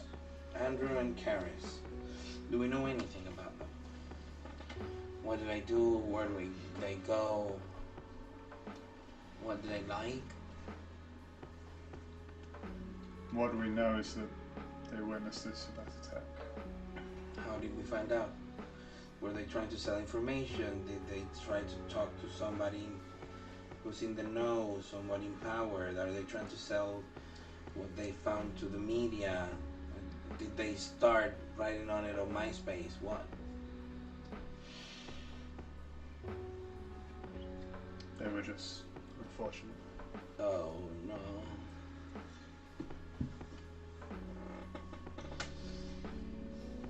And where are they now physically? Are we gonna be chasing them on a car? Are we gonna find them in a place? Are they in a motel?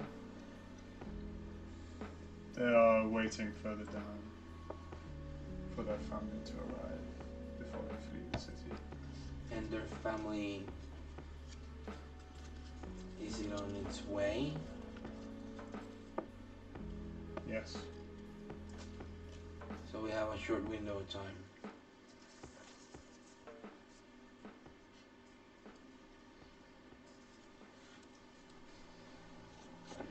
Good enough. Good enough. And I start practicing and posing different scenarios in my head. It's what if I find them? It's meeting what did you know? Excuse me. No. Where was it that they were waiting? You said. Do I know? A short way down the A2. They're pausing on the way out of London to wait for their family to evacuate with them. Yeah. As far as you lot have been able to learn, their family does not know the reason for it, only that they are insisting they leave. Do I know where they're waiting? Is it like a service station or? You only know that they've left, but they're pausing to wait because the communications between them and their family weren't that specific. Okay. But the moment their family arrives, they're heading for Dover to flee England.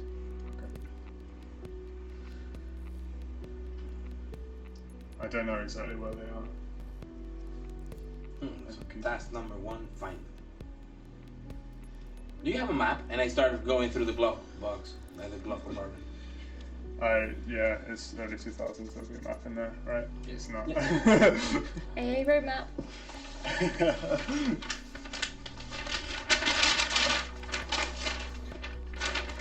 It's really distracting to drive. Where are we? I'm sorry. I'll give him a few landmarks so we can try and pinpoint out a big whereabouts. Where was it? A2. I see A2. Oh shit, we're almost there. And I don't have a plan. I don't like having a plan. Can I have a puppy? I'm always better at scouting if I have a puppy. You don't have a puppy, right? I do not have a I need to have a puppy. Remember to get a puppy after this?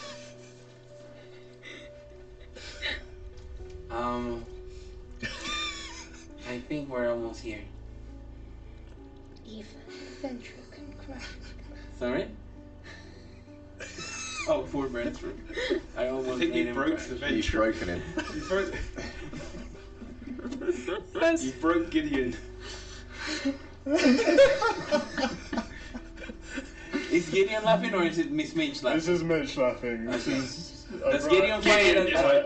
Oh, shit. Oh yeah, no, like Gideon is like super, Oh, he doesn't even find it. Unimpressed.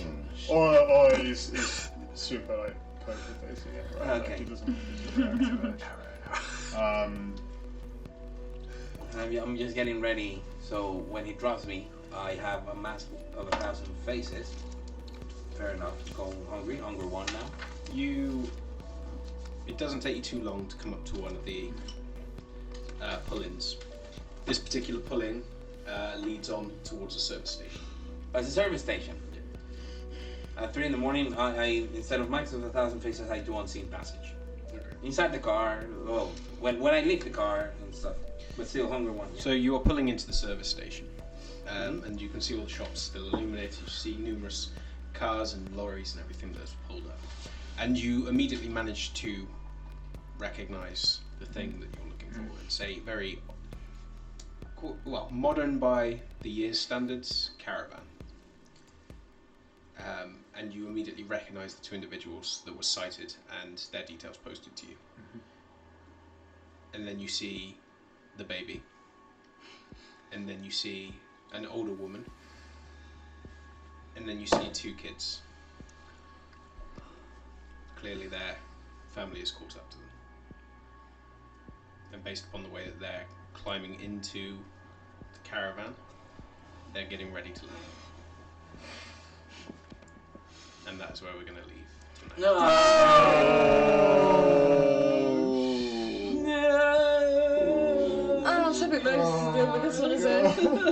Yep, good luck to him. What have we done? So what have you done? It's what I you're do going have to do. I do have a...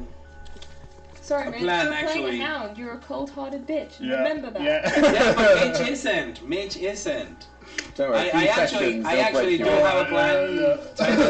This will be a walk in the Actually- park in a minute. Because I was gonna do my unseen passage as soon as I got out of the car, but seeing that the family's there and we're still in the car, I'm gonna go hungry, but I'm gonna revert. I'm gonna go mask of 1,000 faces because the moment I open the door, it's gonna like blow my unseen passage. But at least I'm at hunger 1, mask of 1,000 faces active. Yeah. So a complete stranger is gonna be like doing a massacre. No! It's funny because during the character creation I've started with like the proper humanity. Yeah. But if I have to keep playing this character, it's just Depends on your convictions. yeah. And depends on your roles. So. Oh, I need to make a roll. Ooh. Oh. Doesn't Benjamin need to make a... Oh, I didn't make a roll. Does he not today. get stains for Googling someone? You do get a stain. I don't know whether it counts on the 3rd drink or the 1st one, but you do get a stain. One stain for You do get one stain. However, I have a conviction that I can bring to bear here, What, for which is literal- good people are rare and should be protected.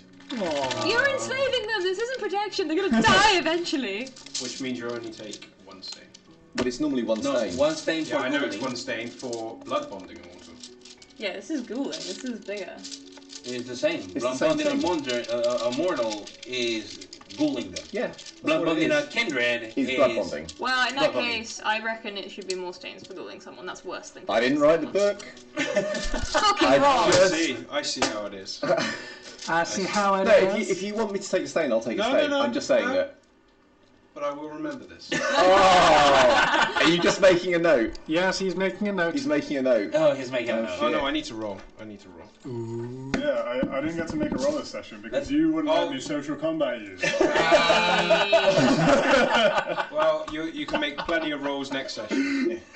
Yeah, Because that's why I want him murdering a baby. Oh, Hey, the God. baby didn't see nothing. Neither did the old lady. Just kill the parents. You're fine.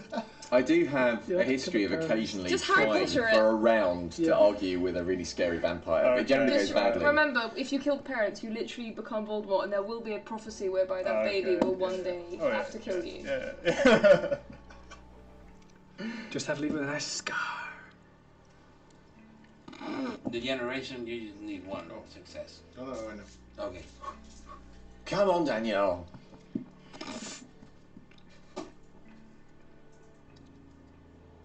And we will never know. No, we will never know. Nope. I did love seeing the chat when you would start laughing, just the error. Just see a broken error. Pretty That much. was hilarious. Now Thank you, Moses chat. wants a puppy. Thank you, chat. I want a puppy.